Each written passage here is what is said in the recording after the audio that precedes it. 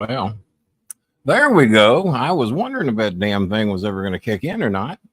Hopefully all the audio is fine. I'm hoping because I didn't really get to do actual sound check. I've got 4 box fans in the window, so you might a brand new one in the back that you see that's kind of a powder blue to kind of blend in with everything else around here.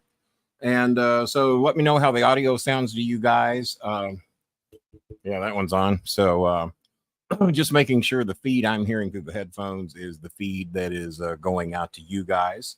And what a show yesterday. What a show yesterday. As a matter of fact, we're going to leave that show up as an example of how to do a great fucking podcast. We're going to leave that up. And I had a little help on that show. Well, very little help because one of us didn't show up. Oh, he was in the chat room for the whole hour, but didn't have the time to make the show because he's working real hard. And he's not here again tonight because he's physically and mentally exhausted from having to work hard. I've worked 14 hours a day, 2 days in a row. All right. I've simulated work 14 hours a day, 2 days in a row. Nothing's worked to me because everything comes easy. What the hell just popped up on my screen in the background? Is that a dissected pig? I don't know what the fuck that is, but there it is. So, Pam Ortiz in the house from Canada today. We got the Philippines in the house. Vanessa's in the house from the Philippines. Pasta Tart from wherever the hell Pasta Tart's from. North Carolina? I can't remember. Shit, I'm sure they'll correct me. But I had a little help yesterday, so let's go ahead and get the help in here. I think I've got the screen set up the wrong way because one thing I realized yesterday is we did that entire Scaramucci show and never once did we show anybody how to donate. Could explain a few things, but well, I was going to have him come in, but I'll just add him to the show myself. There we go.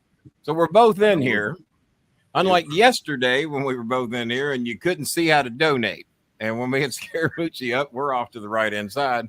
And it never dawned on me through that entire show that it might be nice for people to see how to donate. Yeah, I never thought about it either. Go ahead. I said I never thought about that either, to be honest. Yeah, well, I didn't either till it was I watched the replay and was picking out some highlights to put up a little later and realized we never once showed people how to donate. So, I'm sure we had a lot of new people watching the show. And your screen froze up there. There you go. You're back. 10 pounds. Didn't freeze on my end. Well, it froze on my end, so maybe I'm. Well, of course not on your end. Of course not on your end. You're the one watching it.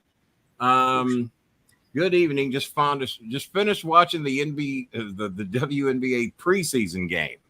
They have preseason. You're the guy. I guess Caitlin B. Clark or whoever it is must have been in a preseason game or something. Because they had the draft and they're already putting her out there. Mylene's in the house today. Now Mylene might be the oldest Filipino that calls me daddy because she's got 3 kids. That's okay. And she calls me daddy. It's okay when an old lady calls daddy. So you know what her kids are going to call me, and they would be the first ones to call me grandpa, and that ain't good news.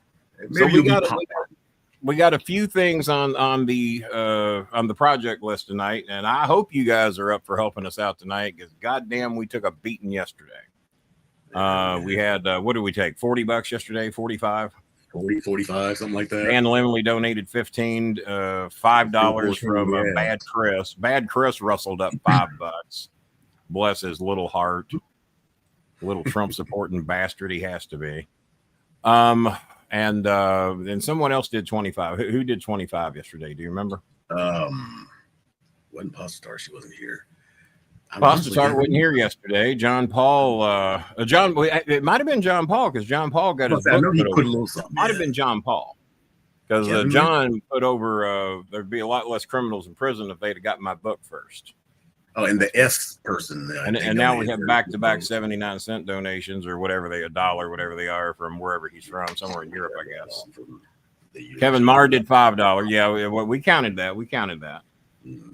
I was stuck at work. Oh, well, that's a shame. Well, hopefully you got to see the replay because even though, as a rule, we put all the shows in members only once the show is over. And I was so pleased with yesterday's show and to be able to get a guest of that status that not everybody can get. I've got celebrities writing me, hey, how do I get Scaramucci? Well, you got to be a good don't. person. You got to be a good person. Yeah, you don't. You're not from downtown. You're not with Mitch and Murray. You're not on a mission of mercy, and you didn't donate. Oh, I offered one of them, one of the big WCW celebrities, and I'm not talking about Disco Inferno, and I'm not talking about Conan, but one of the big WCW celebrities. Oh, King, I'd like to be introduced to Scaramucci. I'd like to do a podcast with him. I'd like to talk finance with him. Well, I tell you what, why don't you make a nice donation on my show, and I'll make that happen. Oh, I have a policy.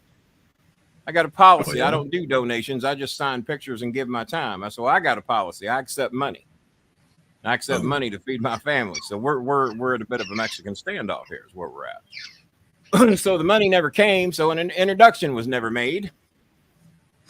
And I'm a busy man. I got my first personal. I do one personal appearance every 12 years, whether I have to or not. So I'll be doing that tomorrow down in Evansville, Indiana. And Jerry Lawler once said, 99 cents. What's that? I said 99 cents. 99 cents. It's something. It's something. There you go. It's not much, but it's something. And but yeah, John Paul brought up the book. Scaramucci got a kick out of that. But the pop of the day with Scaramucci is when I said, do you mind if I defend Donald Trump for a couple minutes? And he's looking at me like, Kenny Bolin's going to defend Donald Trump. Do you mind if I defend him? There's a lot of controversy going around about when Donald Trump was banging the porn star that he didn't use a condom. Allow me to defend Donald Trump for not using that condom. Where the hell are you going to buy condoms that small? And Scaramucci buries his head in the desk and he's laughing. And I don't get him to do that much. And he comes back up and he said, that's bad. And I said, you have my permission to use that on the next MSNBC, CNN, Fox News appearance, OAN, whoever's got the guts to put you on BBC. Imagine a pop if he does do that. I'll be a made man. I'll be a made man, especially if he gave me credit for it. That if he tells the tiny condom joke 13 times a day, where the hell else are you going to get condoms that small? So we had that, but he liked it. So and I was saving that one. I had not used that one before. And I also have a movie I want made. I got a movie I want made. I come up with this last night. I've been watching. Everybody knows I got the Kodi. And on the Kodi, you can pretty much watch any goddamn thing you want. If you can think of something you saw as a kid, there's probably a Blu-ray version of it on Kodi. And I've got the upscaling that'll upscale a lot of this shit to 4K. So I've been watching the old Planet of the Apes movies, the originals. That was the first movie I ever saw in a theater was Bonnie and Clyde. So I watched a little bit of that. The second movie I ever saw in a theater was the original Planet of the Apes. So not a theater, but a drive-in. I didn't go to a theater till me and Cornette went to Showcase Cinemas. I'd never been to a walk-in theater. That's something that needs to come back to drive-in theaters. Well, we have them here. We still have a few. We have and I took Chris to see a triple feature at the drive-in when he was a kid. We saw Lion King, some movie that starred something about a bubble, Biodome. Does that sound right? Oh yeah. Lion King, Biodome, and what was it? Might have been a Power Rangers movie or something. I don't remember. But we saw those three movies at the drive-in. It rained while we were there. I remember we brought blankets and pillows, and we slept on the hood of the and not slept, but watched the movies. One of us probably slept. And we laid the blankets and pillows on the hood of the Lincoln Town Car and watched the movies. And then it started raining and we had to move back inside the car. But yeah, I love the drive-ins. Where were you? Well, last week, Becky, I was out at Two Rivers Restaurant visiting my sponsors out there, and I was out in Carroll County for a few days. And this weekend, I'm going to be down in Evansville for a few days. And sponsored by Rockabar. Let me get this in real quick. Sponsored by Rockabar Pizza. They're going to be having me and Bill Superstar Dundee and a couple other celebrities as their guest. We're supposedly getting the royal treatment from what I've been told. Pretty much anything we want. We're going to send you home with quite a bit because you hadn't been here in a while. They hosted me and Vince Russo's original meeting, the Rockabar. Cornette loved Rockabar so much, he ordered 5 of them. He had to pay for them, though. He doesn't have the stroke the King's got. Where I don't pay for Rockabar pizza because they love the King down there. The original King, the real King, the King of 1974. He's going to be showing up down there. Darren Jerry Lawler, to refer to himself as King. You see the crown back there. I mean, it was handed down to me. I never left Louisville. Not very long. Got to tell the truth sometimes, you know. Sometimes. No, we had a station wagon, and I never was worse for the movie. I'm not sure, Becky. I'm not sure what you're trying to tell me about. I was never worse for the movie. I'm not sure. I remember the triple feature I saw at the drive-in. The triple feature. Remember them opening up with a Woody. Back when I was a kid, they opened up with a Woody Woodpecker cartoon.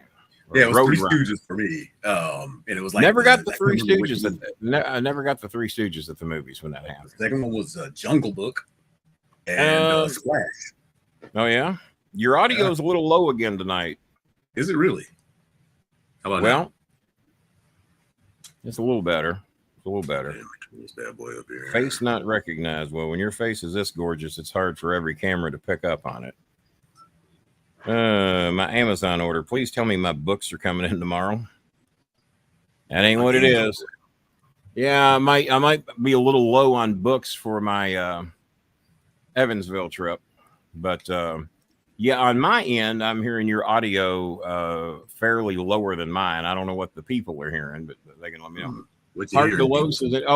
Here. Let me get out here what some of the people are needing help with. All right. Number one, Heart Delos's phone has got some damage and is unusable, and it's going to take 1,500 pesos to fix it. So it's about $30. Heart is the mother of Ruby May.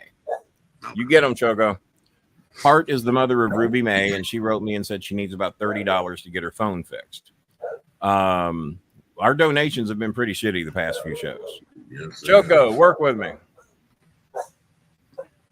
Yes, she is. Yeah, get out of the yard, motherfucker. Get up. You get them. Yep, there you go. Right there. Yeah, just let them know. Yep, I'll kill you, motherfucker. I'll kill you. I'll come through this box man and I will fucking kill you. Scooby on the other end. They're cornered now. They got nowhere to go. Scooby's the manager right there. Yeah, there's nowhere to go. They're cornered. And then Cal, just in case they get in, he's the boat anchor. He's got everything set up. He's the anchor of the group. He's the anchor. Well, if they get by those two, King, I got you. Don't worry about a thing. I'm the third he's like line the of free defense. safety when you he's the free safety. Yeah, he just said hell with it. Yeah, they're not going to need me. They're not getting by those two. that's our front line right there. They're not getting through them.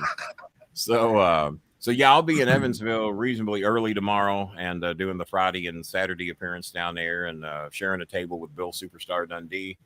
That'll be some fun. Taking some old WWE autographs with me because I've got extra autographs that I had some of the guys sign when they were here. So there might be an extra John Cena picture or two down there. I'm going to have that artwork down there for anybody interested in making a reasonable bid on it. I found an extra autograph of Shawn Michaels. I got 2 extra autographs of Kevin Nash. Going to have those down there with me. I found a personal autograph that Roman Reigns' brother made to me. You remember Rosie, the superhero? Yeah. I didn't know he had died a few years ago, and I found his autograph. He signed me a very nice 8x10 glossy when I was doing a personal appearance with him in Lexington years and years ago. And I did not realize that Roman Reigns' brother signed a very nice autograph for me. Hi, meow, meow. And he like a real big sweet guy. Yeah, he was. He was very good. And so obviously I'm not selling that. I got a very nice Rikishi picture in there. Extra Shawn Michaels. I've got Tazari. I think that was his name. Little Japanese guy. Oh yeah, Tajiri. Yeah, Tajiri. There you go. I got an autograph of him. I think I found an extra autograph or two of Cena. God, there's quite a John Morrison. I think I got 2 extra autographs of him. He's had so for anybody who'd like to have John Morrison, Johnny Nitro, he was for a little bit. So I'm going to have a lot of extra WWE autographs. I found some cardboard autograph pictures of me and Cornette that we signed for appearances at Golden Corral. And I might have 3 or 4 of those that have mine and Jimmy's signature on a couple of 2 or 3 different looks. And Jimmy and I both had signed a few of those, and I found them. I went through a storage closet and found all kinds of shit that I forgot I even had. I even found an autographed picture of Rod Steele I didn't know I had, who passed away years ago. And yeah, a couple of Gene Snitsky autographs for anybody that would like to have a Gene Snitsky autograph. I got a couple of those. Because a lot, this stuff is memorable. I would rather donate these things. Becky says she's got to get a new phone. So yeah, Hart needs about $30 to help repair her phone. We just fixed Ruby's phone a few weeks ago, but Hart now doesn't have a phone. What else did I hear? One request came in for an electric bill. Actually, they sent me a money request for 7,500 pesos. Now, I feel bad for them. Electricity is a horrible thing not to have, but that's about $150. Yes. And I'm sorry, but I'm going to have to prioritize food and kids being able to do their homework, which is where these phones come in handy for, because Hart's got 3 kids. So Ruby's got a phone she does her high school work on, but the other 2 kids are in elementary school and they need their mother's phone to be able to do their work on. So those things will take priority, unfortunately, over the electric bill, especially when that $150, that's 3 families I can feed for 30 days. Yeah. So, and I did not create that situation. When that situation happens and there's several adults in a house, those adults have to get out and do something. Yeah. And I'm not saying they did or didn't, but I can't starve 3 families because your electric bill needs paid. I mean, I understand it. We try to help with many reasonable electric bills as we can. I mean, if it's 1,000 pesos, $20, yeah, we'll help you get your electric bill paid. But $150 in the Philippines. So, and I don't know how they kept their electric on that long. Because shit, I saw a guy that was going to get turned off over 400 pesos the other day, $8. He's going to cut him off. Yeah. So, and let's face it, guys, these guys in the Philippines, they're not getting, thank you, Becky. I appreciate that. These guys in the Philippines aren't getting iPhone 15s, iPhone 14s, Google 8 Pros, Google 4 Pros. If you get $100 phone over there, you got, in their standards, a very nice phone. They're not asking for $500, $800, $1,000 phones like most of us have here in America, or get one free with our phone plan. That's not an option over there. And Eunice, unfortunately, had a next door neighbor's dog attack her cat. I got the pictures of it, of course. Thank you. And Eunice's cat got attacked and is going to need some medical attention. I'm guessing, I'm guessing 1,000 to 1,500 pesos for the medical bills and medication for the cat. I saw the leg. The dog fucked the cat up pretty good. The cat's still alive right now. So I told her I'd mention it, but you, the people, have to prioritize where you want the donations to go. And if you want to help the cat that got attacked, I'm not going to show the pictures. Just picture a fucking dog getting a hold of a cat, and it ain't pretty. I didn't ask for the picture. Take pictures of it? What's that? She had time to take pictures of it? For some reason, your screen is freezing up continually on my end. Really? I don't know what the people are seeing. Actually, it is doing it on YouTube. Let me kick out and kick back in. Oh, it is? Yeah, you kick out and come back in, see if that fixes it. All right. All right. It looks like Cheska has wrote me. Let's see what's going on with little Miss Cheska. See if we got any other. Well, she tried to send me something and it failed. Oh. Yeah, Chinny tried to send me something and it failed. I don't know what the hell they're trying to send me. Let's see here. Francesca from Japan, who is also Filipino. And I'm in the wrong section of messages. Let me kick out. There we go. That is Cheska that wrote me. Let's see. I'm going to send you new pictures of me wearing my shirt. That's our sweet little Cheska. That's great. Not sure if she's watching the show or not, but she wrote me while the show was on. So that's very sweet of little Cheska. She's the one that's a senior in high school, about to graduate probably any day now. And Ruby May, they're moved into their new home. They said that they could use some help with rice. They've got moved into their home. We got their rent paid for. We got the movers paid for. But they said they could use some help with some rice. Art Gel's family said they could use some help with some rice. These are about $30, $35 donations to help those 2 families. Everybody knows Art Gel. Everybody knows Ruby May. And so those are the food requests that I've gotten so far. Honey Rose, I think we got her up to date on everything she was needing. And even got her father some of those cool lights. That was kind of something he really wanted to have. It was $7, so I paid that myself.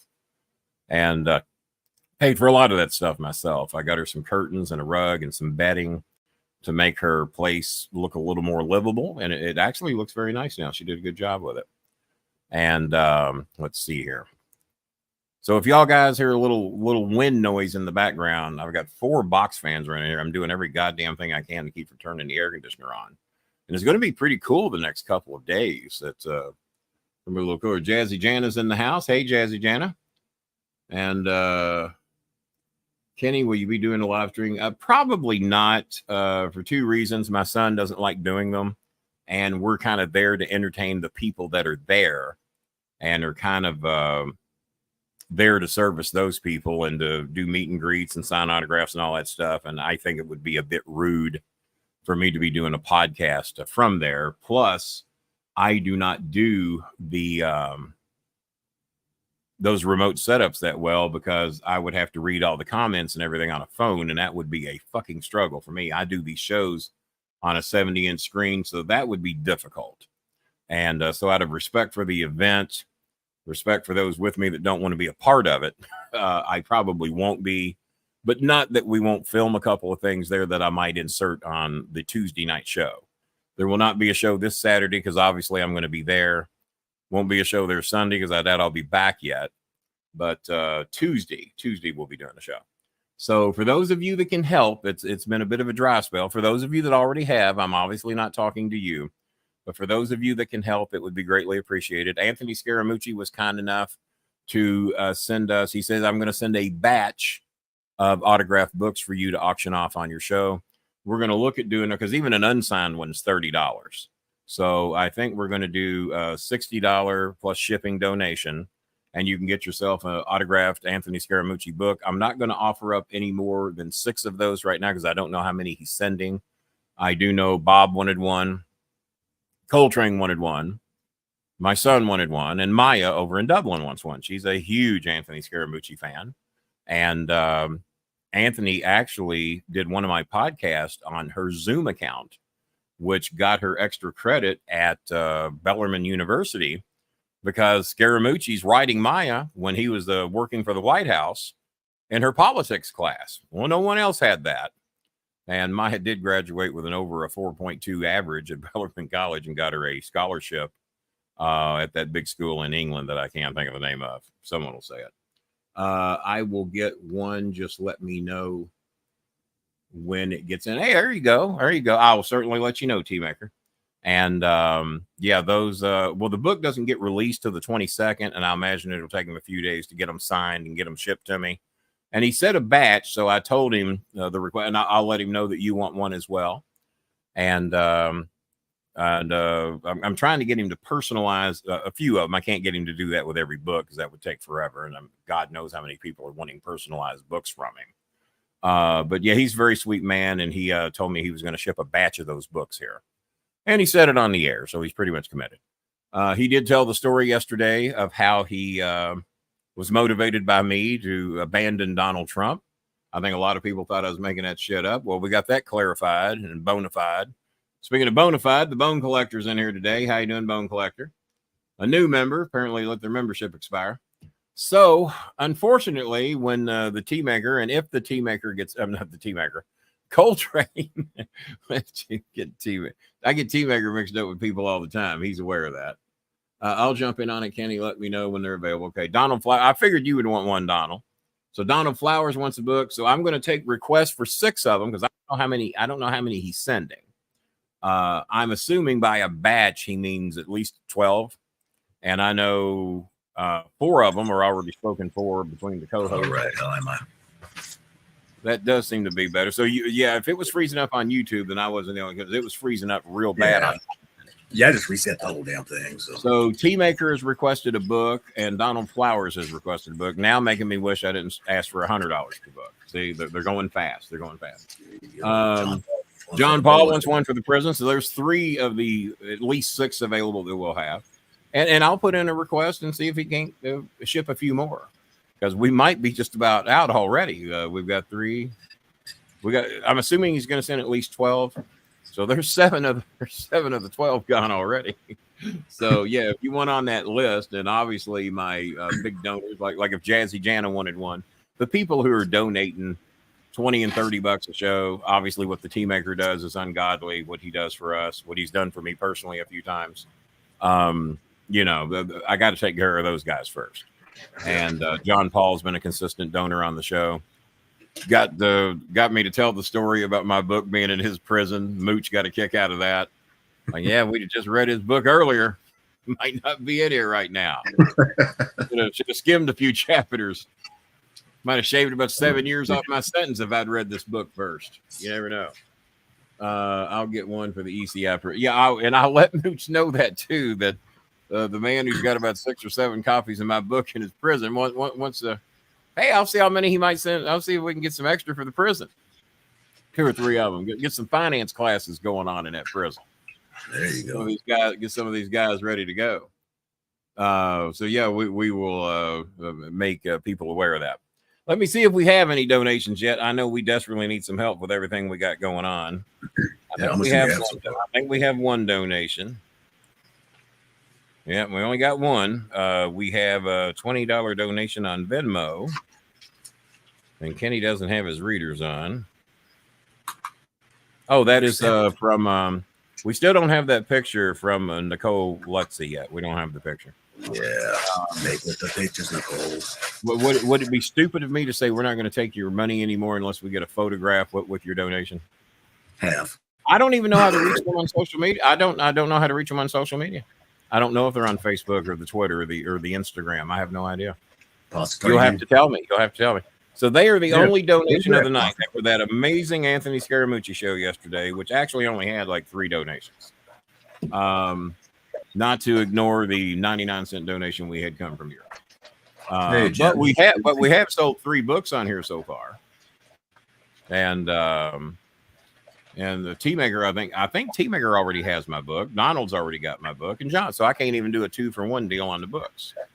All right, buy one and get another one at a discount price. But hopefully I'll sell out of my books tomorrow in Evansville, because I don't think the new ones I've ordered are going to get here in time unless they get here before 3 o'clock.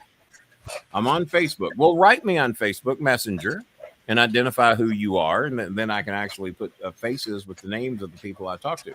I know you did. I know you donated. I put you over. You were the one that got us to tell the story about the book, so I appreciate that. Dr. Bill Irwin has upgraded his membership. I appreciate it. So now, unfortunately, we're going to probably say goodbye to about half of you. We need to say goodbye to Twitter and goodbye to Facebook. And if you'd like to participate with the show, come on over to YouTube. Once again, for about the 3rd straight show in a row, the total of the donations have not been very good. It's embarrassing. I haven't heard from Good Chris in quite some time. Hopefully Good Chris will get with us again soon, because his donations are always a big help. His donations normally will feed 1 or 2 families for 30 days, but we haven't heard from him in a little bit. I hope everything's okay. And he's not really on social media either. The only way I can contact him is either through PayPal or through email. And I hate to bother him. I mean, he'll donate when he's ready, I guess. Might have some shit going on. I don't know. And let's see here. So yeah, let's say goodbye to Twitter. Let's say goodbye to Facebook. And if you want to watch the show and participate, get a membership, get a Bolin Plus membership, and come on over to YouTube like all these good folks have done, who have badges and comment on the show. And we lost about 20 people. So there we go. And here comes some more. The button actually worked. We might be down to 10 people. We lost one more. So, one whole one. Yeah, we lost one. Probably Facebook. That is the goddamnest thing. I got 12,000 followers there. I got 12,000 followers, and you're lucky to get 30 people watching. But then again, you might have something about that shadow ban though, because I put stuff out there that used to get like 80 responses, and I'm getting like 10 maybe. It don't take much. If we say shit they don't like, it don't take much to fuck with the algorithms. And I say shit they don't like all the time. I mean, look at Anthony Scaramucci. I got him on the show yesterday at 4 o'clock. He retweeted the show. He posted to his million fan base that he was going to be on, and we peaked at like 50 people in here, with a guy with 1 million followers posting, "Hey, I'm going to be on Kenny's show." And it's like you're a virus in there. I didn't see anybody from his fan base over here. Not that I saw.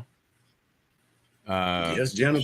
Well, I tell you what, before COVID, me and Maya could do the shittiest show ever and get 5,000 people on Facebook in a week. Mm-hmm. It was nothing to have 5,000 views on Facebook in a week.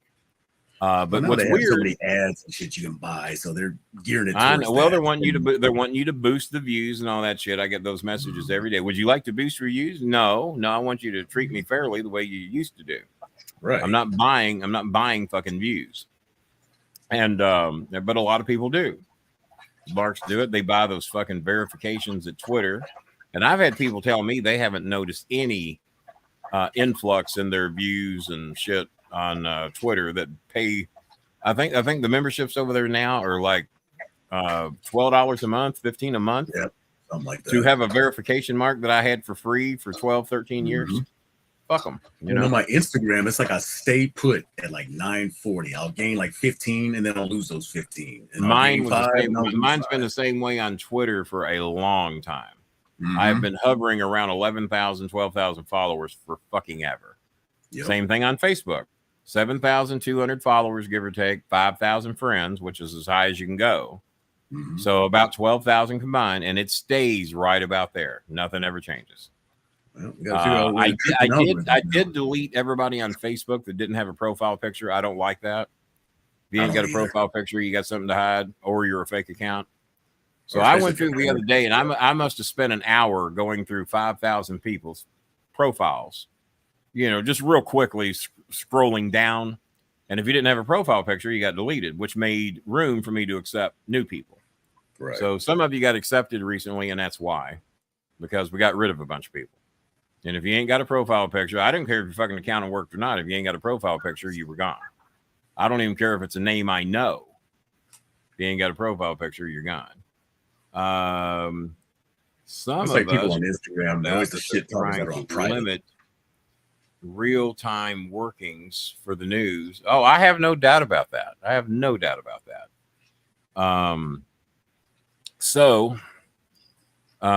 Guys, I'll repeat it again for those of you that are here. Now, somebody, Jaded Entertainment, and I even hate counting our host donations to the totals, but sometimes it's just needed. Jaded Entertainment has donated $20, and you donated 15 yesterday, didn't you? No, not yesterday. Oh, not yesterday. Okay, that was last week. And you have to admit, man, the Mooch show was fun. For those of you that haven't seen it, you don't even have to like politics. So what did we talk? We talked baseball, talked about our sponsors. Mooch brought up the sponsors before anyone else did. So quick shout out once again. Me and Bill Dundee are being sponsored by Rockabar Pizza in Evansville, Indiana tomorrow. And Saturday, we will be eating there one or maybe both. I don't know. One or both of those 2 days at Rockabar Pizza. And they have asked me in return if I'd sign a couple of books for them. Told them I was happy to do that.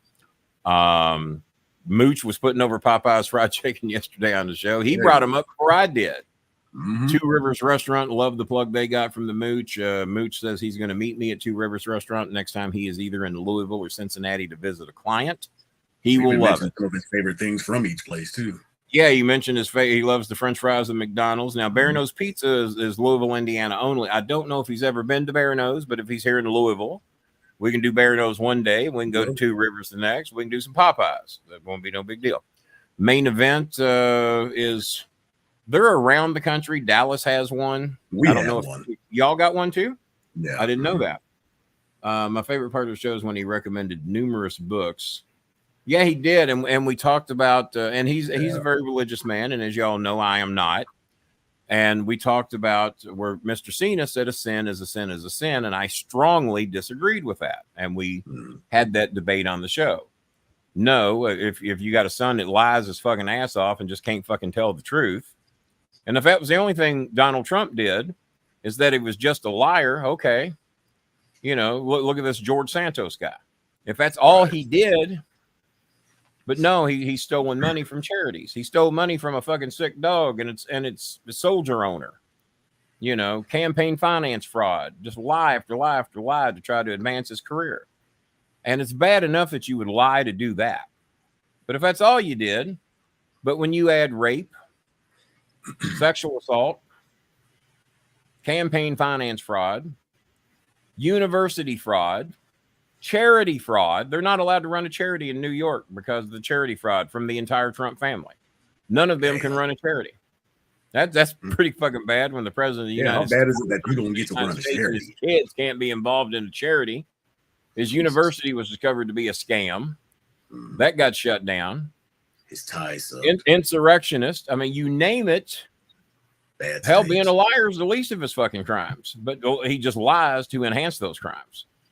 So you got one kid that's a habitual liar. Worst guy ever. He did, yeah. He said that he has talked to attorneys that have worked for Trump. Said he's the worst human being I've ever known. Yeah. Well, I came to that evaluation. I've met him 3 times, and I came to that evaluation from the first 2 or 3 times I met him. And then I get the stories from the people that know him better than I do. You know, when people that know him for years, known him his whole life, known him since the 70s, and they tell me he's the worst human being they've ever known, that he doesn't have a remorseful bone in his body, just an arrogant prick based upon living on his dad's money, and he blew all that. And I was just watching the clip tonight. Hey, I'm running for president. I'm not going to be bought and paid for. I'm spending my own money. I'm very rich. I don't need anybody's money. 2 weeks later, he's begging for everybody's money, and now more than ever, he's bitching about he can't go out on a campaign. He can't campaign. He's off 3 days a week. Court's only 4 days a week. Guess what? Court ends at 4 o'clock every day. He's got that Trump plane right down there in New York, not very far away. You want to campaign? Court ends at 4 o'clock or earlier in most days. Hop on your fucking plane and go campaign. Campaign from 4 to 10 o'clock. Come back to wherever it is you go to bed, and then show up at court 9 o'clock in the morning the next day, or 10 o'clock, whatever the start time is. He can campaign all he wants. He can campaign every day if he wants. Yeah, if he wants. Quit insulting the fucking jurors. Quit endangering the jurors and everybody else. What's going on, Michigan Mike? Man, I wish you'd have been watching yesterday's show. That was a fun fucking show, man. That was a fun show. It's still up though. But yeah, but so you got one son who's an habitual liar, and he just can't fucking tell the truth about anything. Lies about where he's at. Lies that he's stolen money from you. Yeah, he's a thief on top of it. But your other son never tells lies, never stolen a thing in his life, but he got drunk one night, went out and raped a girl, and then killed her father. Well, which sin is the worst? Oh, sin is a sin. Is it? No, I think I can. Me and the lying son will figure out a way to fix this shit. This other motherfuckers put the family in a bad way. And Mooch agreed with me, and we talked about the 9 levels of hell, Dante's Inferno. Obviously, I didn't know anything about it. He talked about that book. I'd always heard that title, but I never knew what it was about. Books. You wrote some down to check out. Make sure to send me that list, and I'll refer those to Chris as well. Okay. And he went and got his own book, and then I made a joke during the show when Mooch got up to go get his book. I said, "Well, look at there, Bob. You've embarrassed him. He's shy. He don't want to promote his book. He's shy. He's left the show." And then Mooch in the background says, No, Kenny, I'm just going to get the book. I said, "Learn to work, Mooch."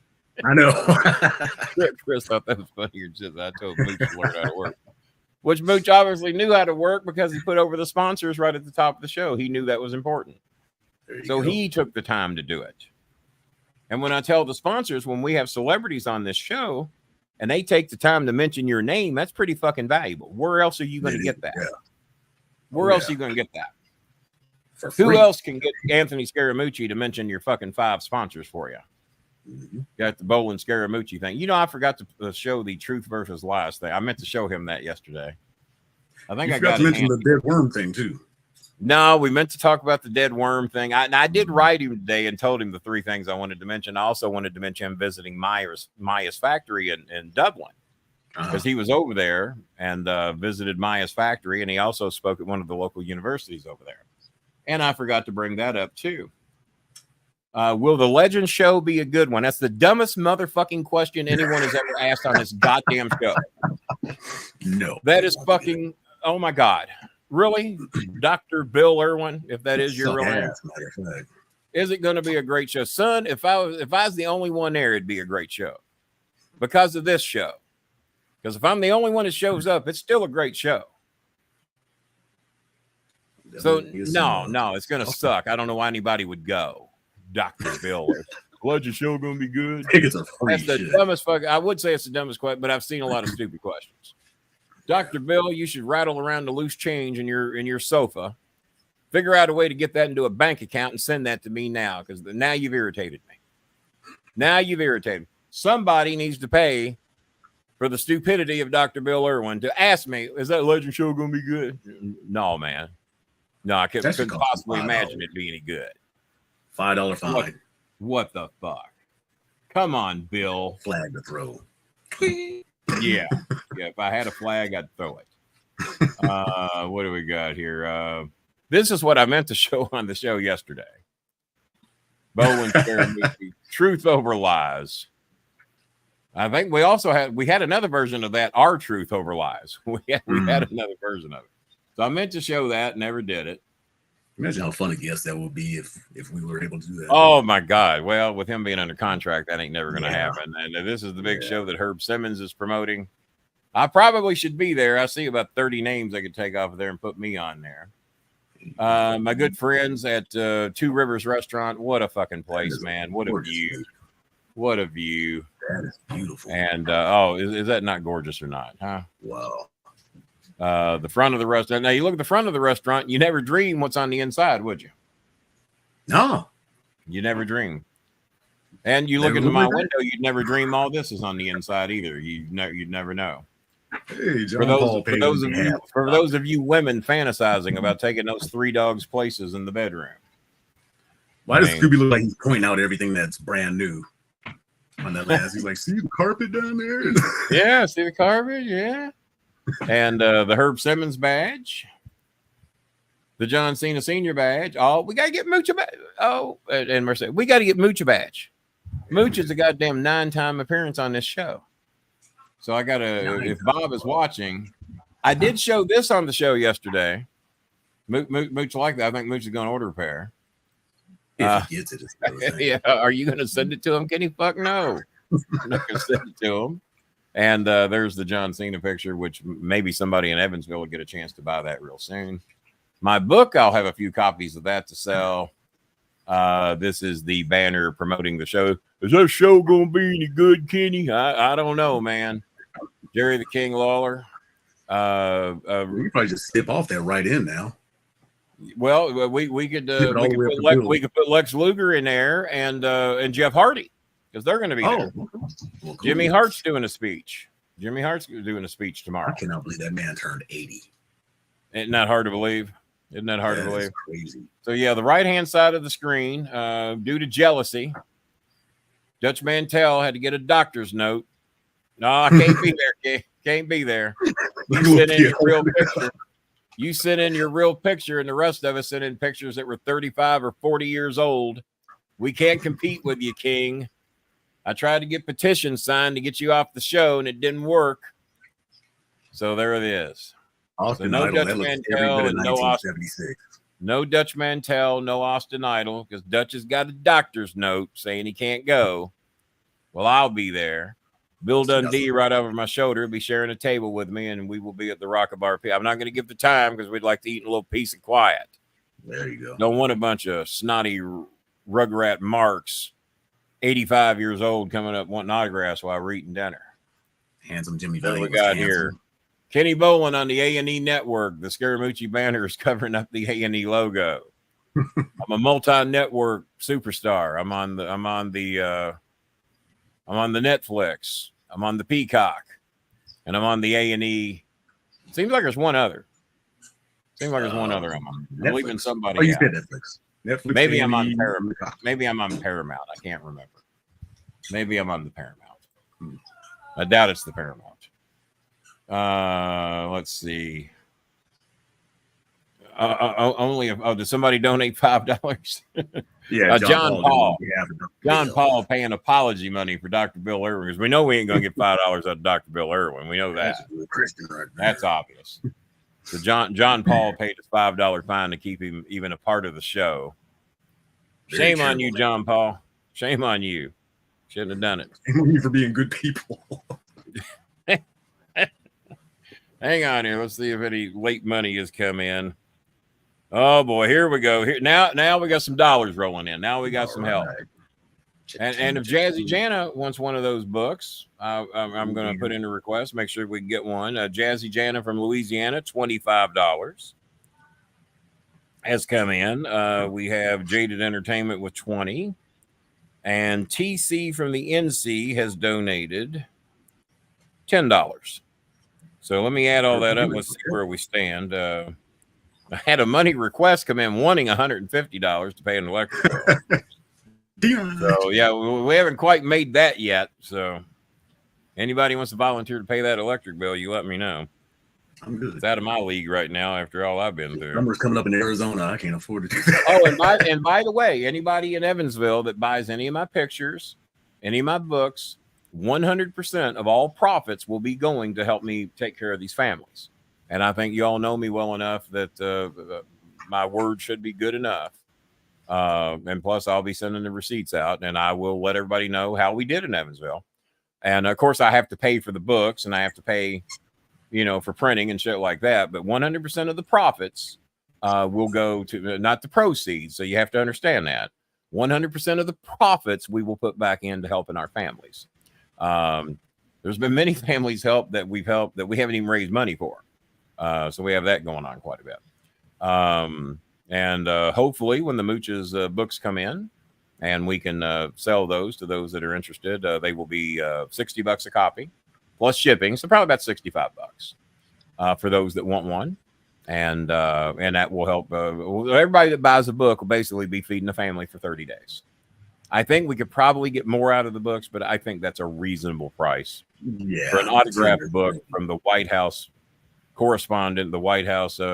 What was his title? The communications director. Communications director, yeah. Big deal at SALT. Big deal at Skybridge. Multi-billionaire. That's not too bad. It's the only way you're going to get one. What's his skill set? He's basically a financier expert. Yeah, he's a finance guy. He's big in Bitcoin. He's big in Bitcoin. Skybridge, they're a finance advisory company. Oh, okay. And he's got clients in Cincinnati and Louisville, and that's why we think we're going to get a chance to get together here sometime soon. So thank those of you that have stepped up and helped us out tonight. We're still way short of where we need to be. There's a lot of you out there.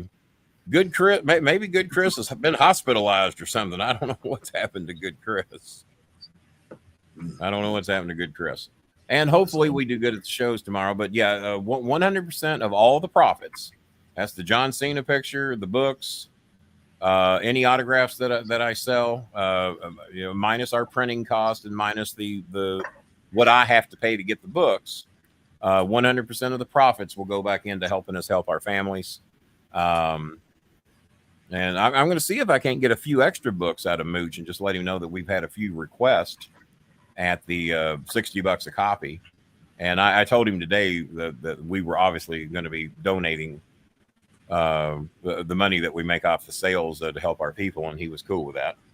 So, well, we've been here, 51 minutes? All right, we're going to give it 15 more minutes.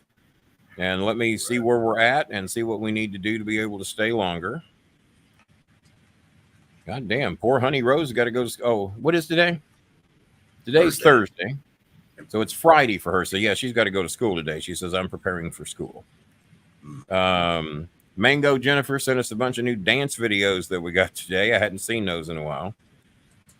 Heart Delos is saying, I really hope that you can raise the $30 to help me with my phone. So if there's anybody out there that would like to be the person to donate $30 to help her, or if two of you want to do 15, that would be fantastic. Little Art Gel sent me a new picture. My sweet little angel. We will post that on Tuesday because I don't have time to do it right now. And let's see here. Yeah, and like I said, we got Heart Delos's family also could use $30 worth of rice, and Art Gel's family $30 worth of rice. What have we raised so far tonight? Let me go back and look. I want to write it down. Not a lot, but Jazzy Jana really helped us out, and Pasta Tart with 20. So let's see here. You got a money request. Well, we haven't made what they requested. Nicole donated 20 from you, 25 from Jazzy Jana, and 10 from Venmo. TC from the NC. So 25, 45, $70, 75. Yeah. If we could make another $50 in the next 15 minutes, then I will stay an extra half hour if y'all would like that. And I don't need it from those of you that have already donated. For those of you that haven't donated or haven't donated in a while, Jerry May must have been shot, killed, and drawn and quartered somewhere because we haven't heard from him forever. Good Chris, we haven't heard from in a while, but Good Chris has always been a good donor, and we appreciate his efforts. He and I aligned pretty. I don't think I've said anything that made him mad. I think he'd tell me if I did. But we haven't heard from Good Chris in a while. This would be a good day to hear from him. But it would have been a good day a few days ago. Michigan Mike, is there anything you can do for us before you head to Vegas, or are you already in Vegas?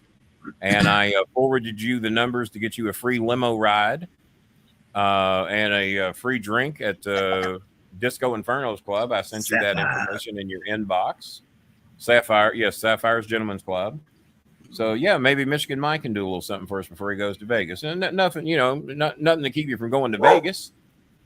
And Dr. Bill Irwin apparently is in a federal prison somewhere. I don't know. So hopefully Michigan Mike hadn't fallen asleep yet. We got to get to Mike earlier. He falls asleep. Yeah. Let's see. John Paul donated yesterday. Good luck on that. That's Facebook. Becky has donated last week. She donated about $35 last week, give or take. So we appreciate that. And so there we go. And so I'm not holding my breath because normally those that don't donate just never do. So, yeah. But we'll see. We'll see. And let's see here. Somebody did something. Let's see here. Well, we have a donation, and it's going to help out. Am I supposed to say who did this? It says this donation is for Heart Delos, medical rice from the absent co-host. That pretty much only leaves one person. Well, that was very nice of him to do that. That was very sweet. Well, thank you. Thank you, Bob. I'm tired. Allow me to apologize for calling Bob a lazy, shiftless bum for not showing up tonight and not being able to handle a 14-hour workday. I want to apologize for that. Not tonight. Maybe another night. Maybe another night. I'll apologize for that. Well, thank you. You know why Bob did that? Oh, Bob says I just woke up. I know you know why Bob did that? He says, "Let me make Bolin work an extra half hour tonight. If he works 14 hours a day, son of a bitch. Yeah, if he works 14 hours a day, let's add another half hour to that work day." Fuck him. That's why he did it. It'd be worth $50 to me because when I asked him, I told him in order to get his book, he's going to have to work 10 Saturdays in a row to get it. He said, "Fuck it, I'll just buy the non-autograph. I'll buy the non-autograph version for $30." Says, well. That's one thing you do. And I think Lemley donated $15 yesterday, didn't he? How much did you say the cat bill was? I just got home. The cat vet, and I'm guessing for probably about $20 to $30 for the vet visit, and maybe another $10. The medication's not normally that bad.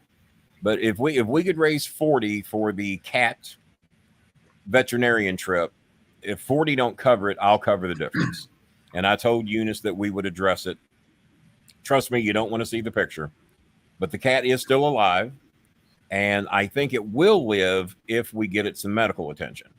Get it the proper medication, any shots that it needs. But apparently, and I kind of snapped at Eunice a little bit. I said, "Why'd you let the goddamn cat outside? You know there's dogs around there that think cats are lunch." I got one I'm petting right here. That's what this hand is doing, is petting Meow Meow, who has an open window, and she just comes and goes as she wants all day until it gets up to about 88 degrees outside, cat, and then you're going to pick a side, outside or inside. You're going to pick one because that window ain't going to be staying open, and she won't come through the door. She will not come through the door. And, well, goddamn. Well, there we go, man. This has now turned into a very successful show. Thanks to Bobby Bangs Hollywood, who just woke up from a deep nap. I can only imagine one eye half shut, hair all yeah, hair going every fucking mouth where. open. got the hatch open in the back of his PJs. You know what's going. You know what's going on. Got the hatch open just in case of an emergency. And but Daniel Limley is wanting to sponsor Eunice's situation with a cat. So, matter of fact, I'm going to write Eunice right now. She said the vet is wanting them to bring the cat in. I said, well, yeah, that's how they get their money. There's no doubt about that. Well, the vet says bring the cat in. I'm doing my show, sweet baby. Thank you for asking. Cheska says, how you doing, Dad? And I said, well, doing the show. Oh, it's good to have 1,000 kids. You should try it. Then again, Donald Trump meets a porn star. Says, oh, you remind me of my daughter. Would you like to fuck me? God damn. And he said so many times. And he said on many shows, my daughter, I saw it, Dan. I appreciate that. I just saw your donation, Daniel. Thank you very much. And see, now my daughters are gorgeous. Eunice, go ahead and there's take no way in hell I'm ever thinking about a sponsor for that. Hang on. Eunice, go ahead and take your cat to the vet. We just got a sponsor from Daniel Limley to take your cat to the vet. Tell them to work with us on the price. We didn't get a lot of money, but I think we got enough to at least get the cat looked at and get some medication. Here, let me know what the total cost is, and we will get it taken care of today. All right, Daniel, there's the message directly to Eunice. We've told her to take the cat to the vet. And anything over 40, I'll cover that. And I will get with Hart DeLose and get her the money that she needs for rice. And Art Gel is needing money for rice. And somebody was needing medication money for a cold or whatever. And so we'll get all that tracked. And I think we've gotten pretty close to what we need tonight. So I really thank you guys for stepping up. I appreciate it. I don't know where the fuck all these people were during the Mooch show. We'd look like gold if we had these donations coming in. But then again, no one knew how to donate. I think all the regulars, people were at work. I think all the regulars ought to know by now, wouldn't you? They should, yeah. I think they should. And so there we go. Let's see here. And I get paid tomorrow, so I'll have a few extra bucks to help work out with our people in need. I get paid at about 6 o'clock in the morning. And then on my way to Evansville, and hopefully we do good down there. I mean, that's good motive, because I almost thought of canceling because I have to take all 3 dogs with me.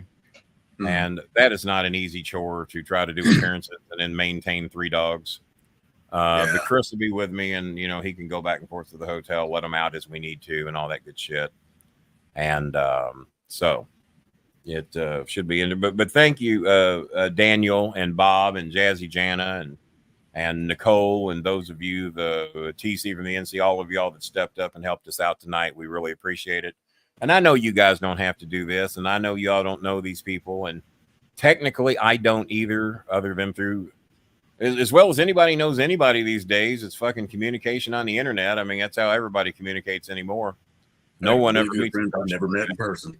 One of my old high school friends. I'm going to give a shout out to my old high school friend. What time mark we at here? 1 hour, 2 minutes. I want to give a shout out to my old high school friend, Karen Crass. I had a crush on her in high school, but I was too shy to tell her.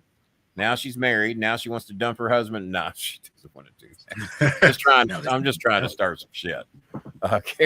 Karen Crass lives here in Louisville, and she really likes what we do on the show. And she saw yesterday that I had Anthony Scaramucci on. She says, "Oh my God!" She says, "Our old high school friend from LaGrange. You're connected with some of the coolest people." I said, "I am. I'll be the first to admit it." To have the Mark Cubans and Scaramucci's and all these big wrestling stars that are happy to do my show. And I said I didn't get rich, but then again, I'm not dirt poor. And but we're able to help people who are. And I said I'm very, very fucking lucky, because if you analyze me coming out of grade school and out of the families I came out of and the way we were raised, I should not have accomplished shit. And I probably should have been doing drugs. I should have been a racist. I should have been an alcoholic, because that's all I ever saw. More alcohol abuse than drug abuse. And racism was everywhere. And It could have worked out dramatically differently. And I'm very, trust me, I'm one of the ones that knows I'm fortunate and knows I'm lucky. I do think I'm pretty skilled at what I've done and what I do, but that doesn't always get you national and worldwide recognition. Yeah. Skill alone doesn't always get it, because there's a lot of skilled people out there that don't make it. So I know I've been. There's some shows that have 5,000 subscribers that I cannot fucking figure out how. Yep, I've seen it. And I also see shows out there that have 150,000 subscribers and don't accomplish shit compared to what we do here. Right. And as John Cena Sr. said the other day, he says, I've done some of these bigger shows, and you've got 77 live people in here. And I've done some of these shows that are 5 times bigger than yours, and we might have 6 live people watching the show. Mm-hmm. Something's fucked up, because I know how badly I'm fucked with. Yeah. You know, to have 150,000 subscribers and 10 people are watching your show, sometimes single digits, don't add up. Doesn't add up. So I kind of fucked myself. I'm stuck here for 26 more minutes. Bob. So hopefully now that's under one condition. I'm not going to stay if y'all ain't asking no questions. If you ask some questions, then I have a reason to be here. But if it's just going to, Jazzy Jana's last one to say anything at 10:11, well, she just said it. Oh, here we go. Well, good. She said something.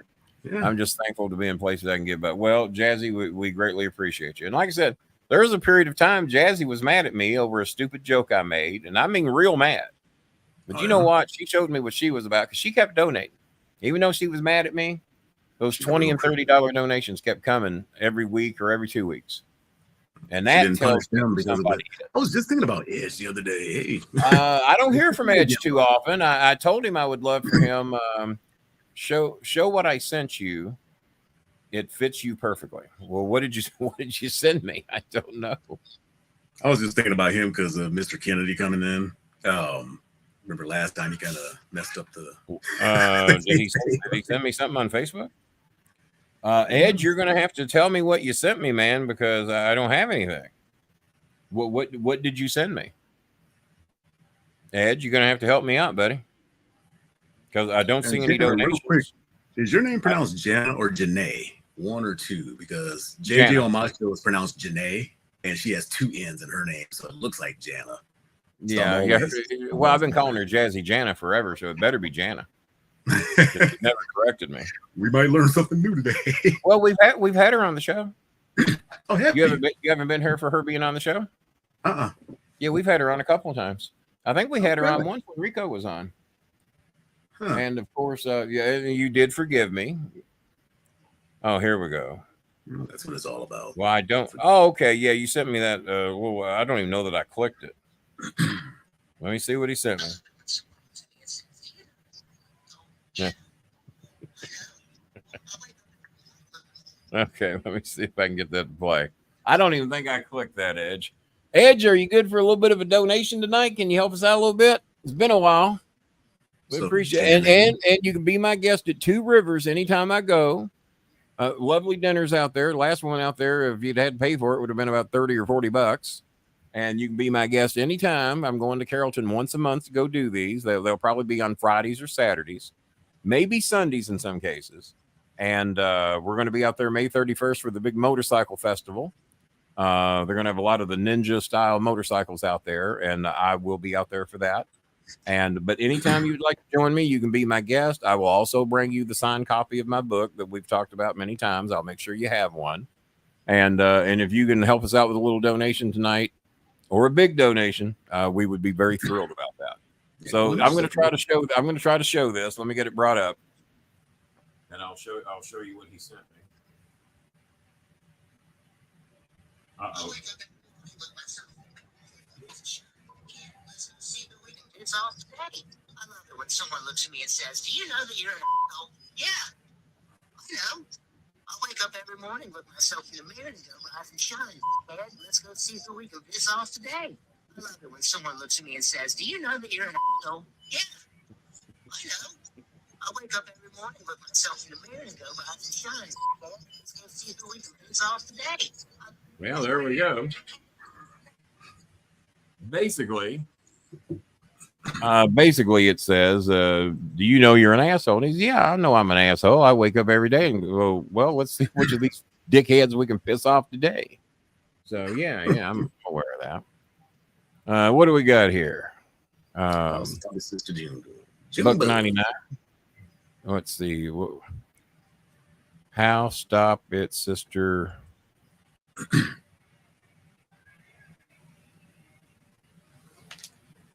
How is your sister? I believe is what she's trying. I don't know. I haven't spoke to her in a long time. I have no idea. I'm the wrong person to ask. I have not spoke to her in a long time. I think I know who Kelly is. I think.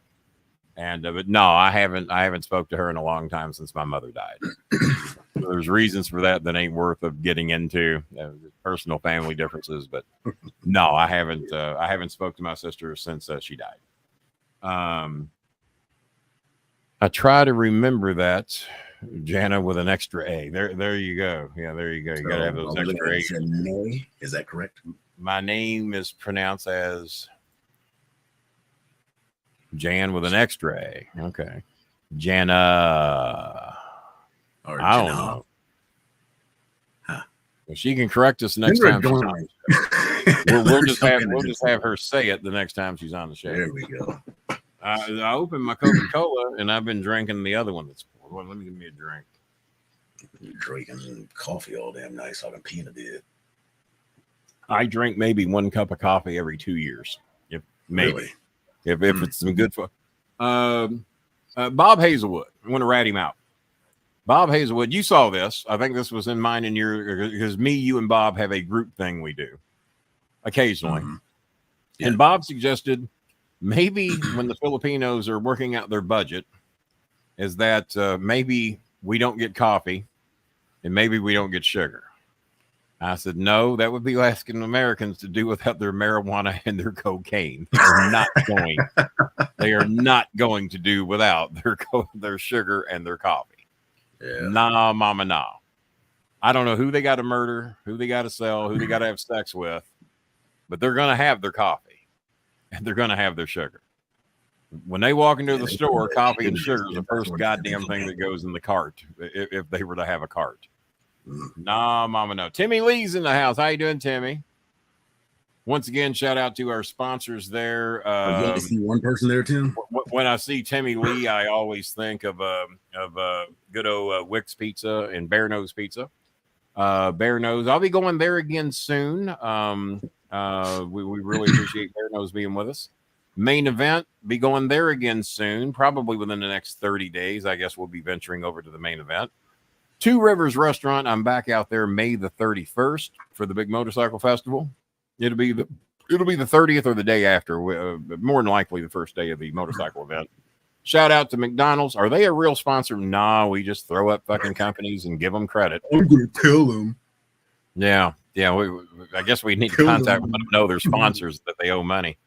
And Popeye's Fried Chicken always treats us so good. And they were the first sponsor that Anthony Scaramucci mentioned yesterday. So I've told our editor to make sure to put that on on its own little loop for YouTube. Yeah. And I'm really thinking about either a sandwich or some wings tonight, because there's something about their batter that just. Well, I'm due to go there this weekend, but I'm going to have to forfeit a weekend because we're going to be in Evansville getting that free Rockabar pizza. So for those of you in Evansville that are going to be at this event, go to Rockabar. Me and Jimmy have been promoting Rockabar pizza since the mid-'70s. Go to Rockabar. Pay no attention to the reviews, because I did see that there's other competitor companies trying to give them bad reviews. That's dirty shit. That's dirty shit. I see that all the time.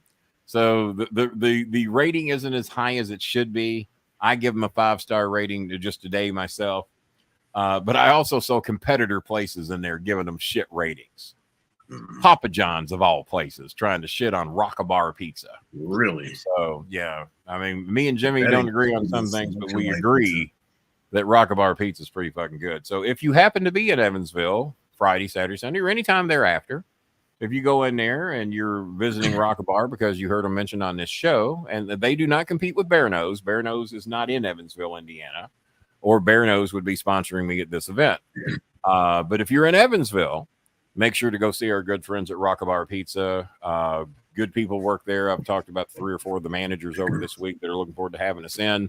But if you're in Louisville, Kentucky, or in other parts of Indiana, Southern Indiana, in Jeffersonville, Clarksville, Floyd Knobs, or any of about 4 locations here in Louisville, including down the street from me on Main Street, make sure to go see our good friends on at Bear Nose Pizza. I go to the one over by Bowman Field, where the secondary airport is, and that is my personal favorite.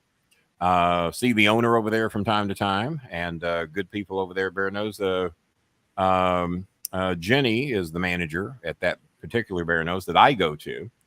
Edge is saying, "Oh, come on, Rock-A-Bar is amazing." Yeah, Timmy's probably been there. Timmy's an Indiana boy. He probably knows all about Rock-A-Bar. And so if you're in the Louisville, Southern Indiana area, let's see. Well, I'm trying to talk Edge into some type of a donation. I know he's got a big time. He's got a great job, candy ass job. He hardly works. Of course, now you hear him telling you another story. We might have something here. What do we got? Edge Copeland with a $10 donation. And you know what I say about $10 donations? It beats $5 donations.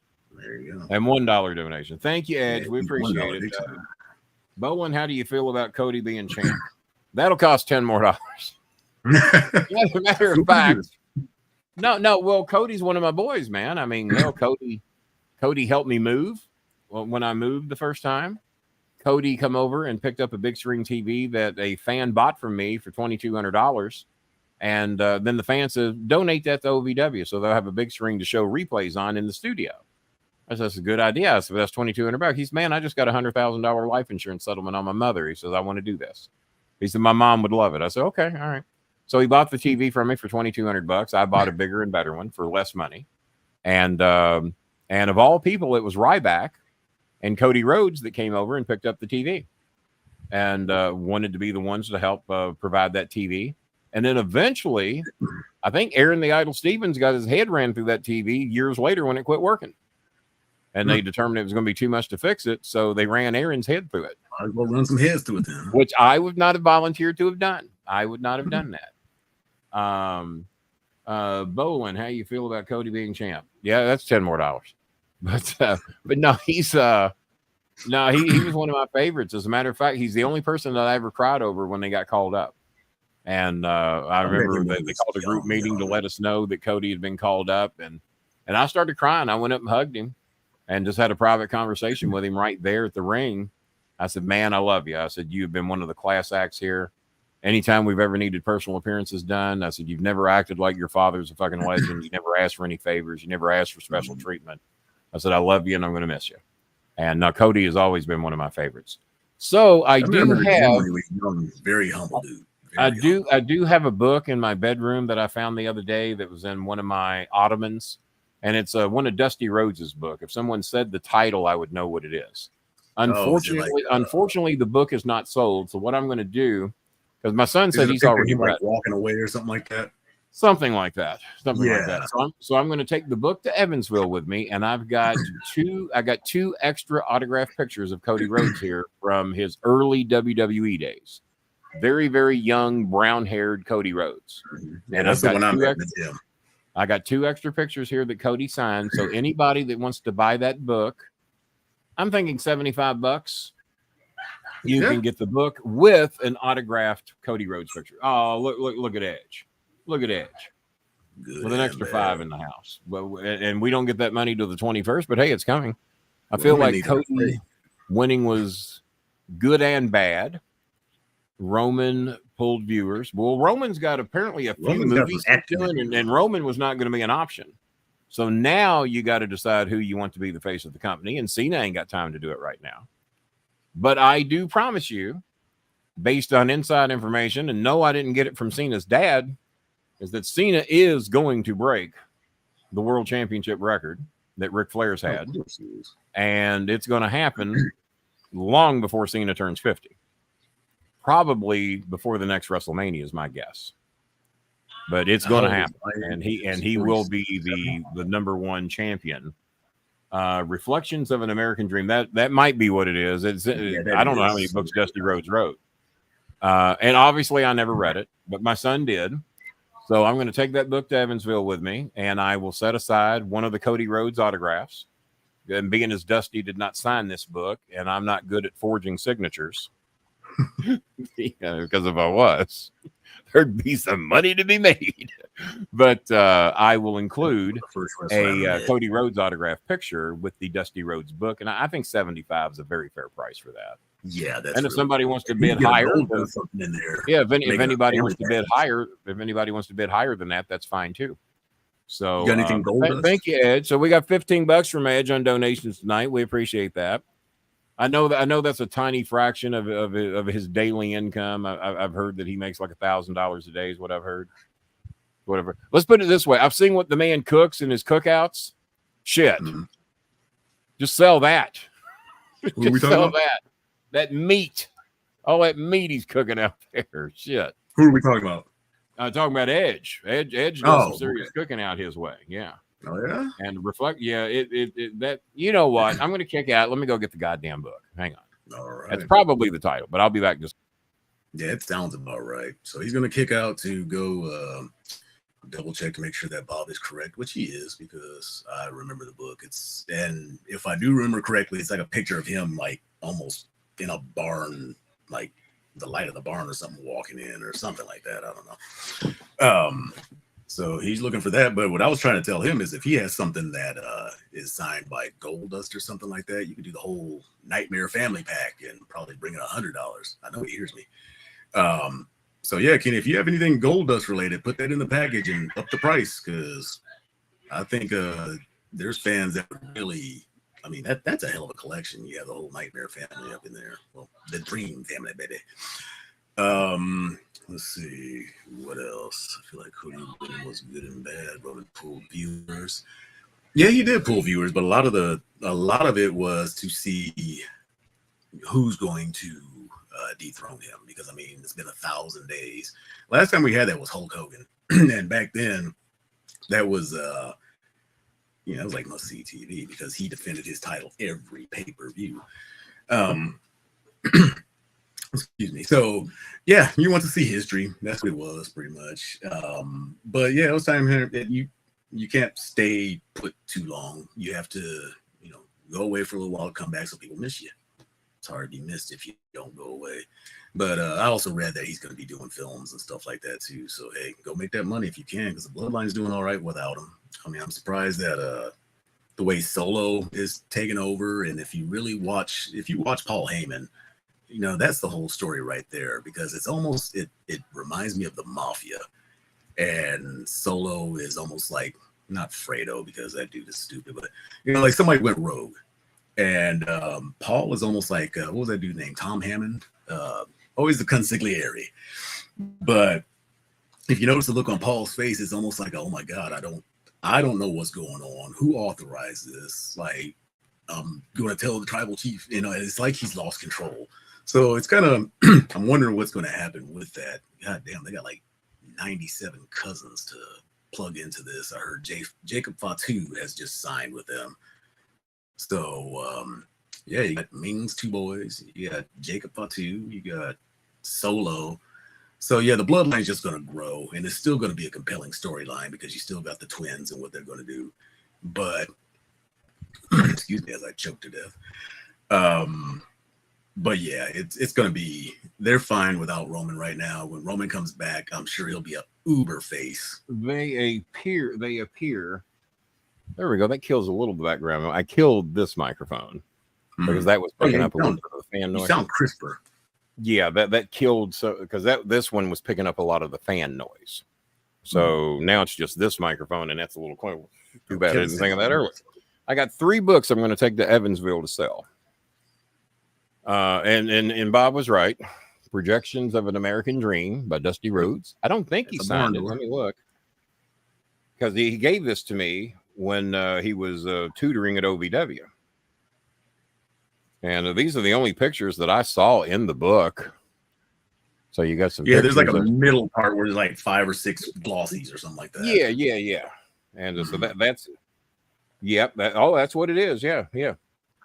Okay. Yeah. There's the end of those, and they're glossies as you can tell from the reflection on the screen. So he gave this to me when we were at OVW, and like an idiot, apparently I didn't ask him to sign it or assume that he did. Or he'd be around to do it. Or maybe he was presumptive in thinking I wanted him to, but of course I would have wanted him to.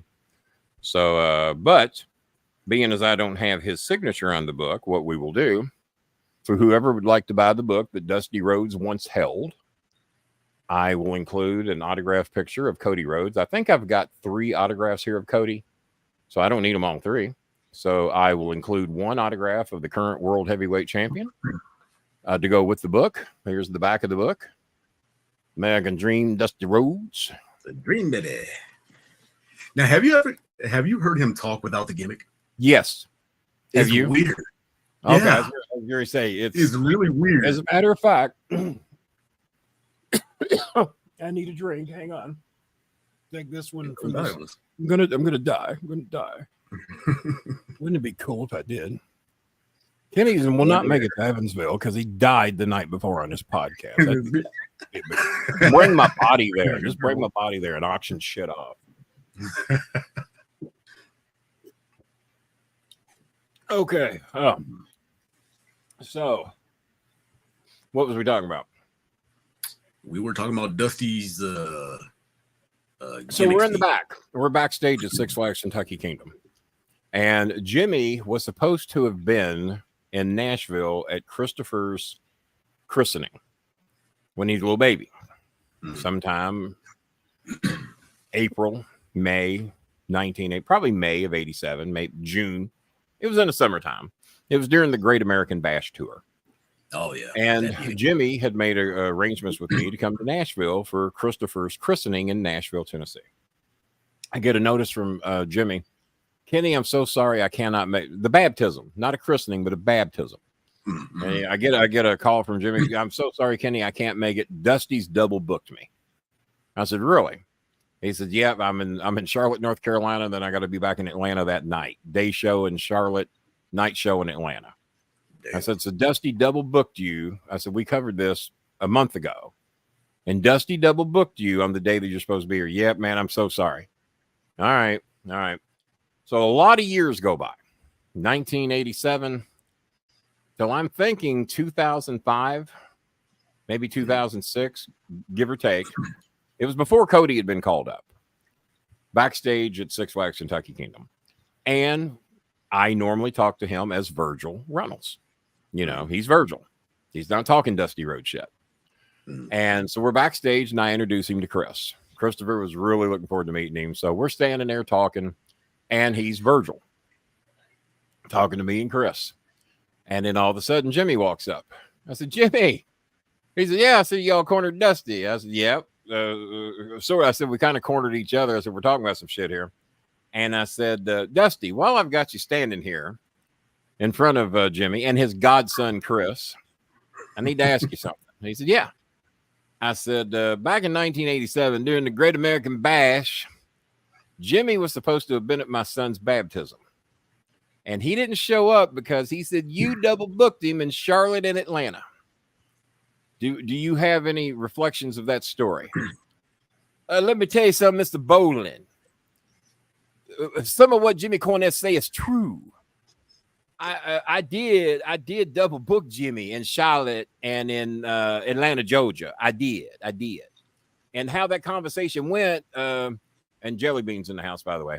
And how that conversation went, Mr. Kenny Bolin, Jimmy come to me and said, hey, I need to be at Mr. Kenny Bolin's baptism for his son Chris on such and such date, 1987. I said, well, Jimmy, we have an issue because you're free to go. You can go to little Chris Bolin's baptism in Nashville, Tennessee, and not get paid, or you can show up in Charlotte, North Carolina, in Atlanta, Georgia, and get paid. He said, you know what happened, Kenny? Jimmy elected to get paid. So that's and I looked at Jimmy. I said, so Jimmy, you opted to get paid. And I said, you didn't tell me that part of the story. Oh, I thought that went without saying. Yeah, that's omission. I opted to get paid instead of not getting paid. But no, he's been Virgil all night, just going over matches. He's Virgil talking in his normal voice. And then all of a sudden, when we hear the story about the back, oh yeah, well he could go to Nashville and not get paid, or he could go to Charlotte and Atlanta and get paid. And then Jimmy opted to get paid. So that's how that went. So and Chris was dying because he wanted to hear Dusty. He didn't want to hear Virgil. Yeah, and then he got Dusty and a story about him. So isn't that cool as shit? Isn't that cool? The first time I heard it was by accident because he was talking to Sapphire as they were coming out of it was in Lincoln, the Pershing Auditorium. They were coming out of the back. I was wondering how you heard that, or if you happened to be. Yeah, that just heard him speaking. It was just like, and then he saw us. And he was like, "Hey, baby, how you doing, everybody?" It's funny to watch a big cowboy with a Louis Vuitton. Yeah, because when he was backstage, we didn't hear Dusty much, and when he would speak to the boys and everything, it wasn't Dusty. It was Virgil all the time. And so I didn't get to hear Dusty much. And I do remember the first night Dusty was there, I wanted to talk to him about Big Bubba Rogers, and a match where Dusty hit Bubba over the head with a chair and his hat stayed on. Yeah, the hat didn't go anywhere. And he said, Mr. Bolin, I'm so glad you come over here to talk to me tonight. And he said, because I'm here to offer advice in tutelage. And nobody's asking Dusty for any advice. He says, it's like they don't think I know anything. I said, I think they're intimidated. Well, Mr. Bolin, you're not intimidated. I said, I've known you since 1984. I said, I feel I can walk up to you and talk to you. I said, these guys, you're a legend to them. You know, you're something they've read about. You're something they've seen on TV. They don't know you the way that I, even though we weren't palling around and traveling up down roads together. I have known you for a long time. And so no, I don't think twice about walking up to you to talk to you about Big Bubba Rogers, because I know you'll have a great story for me.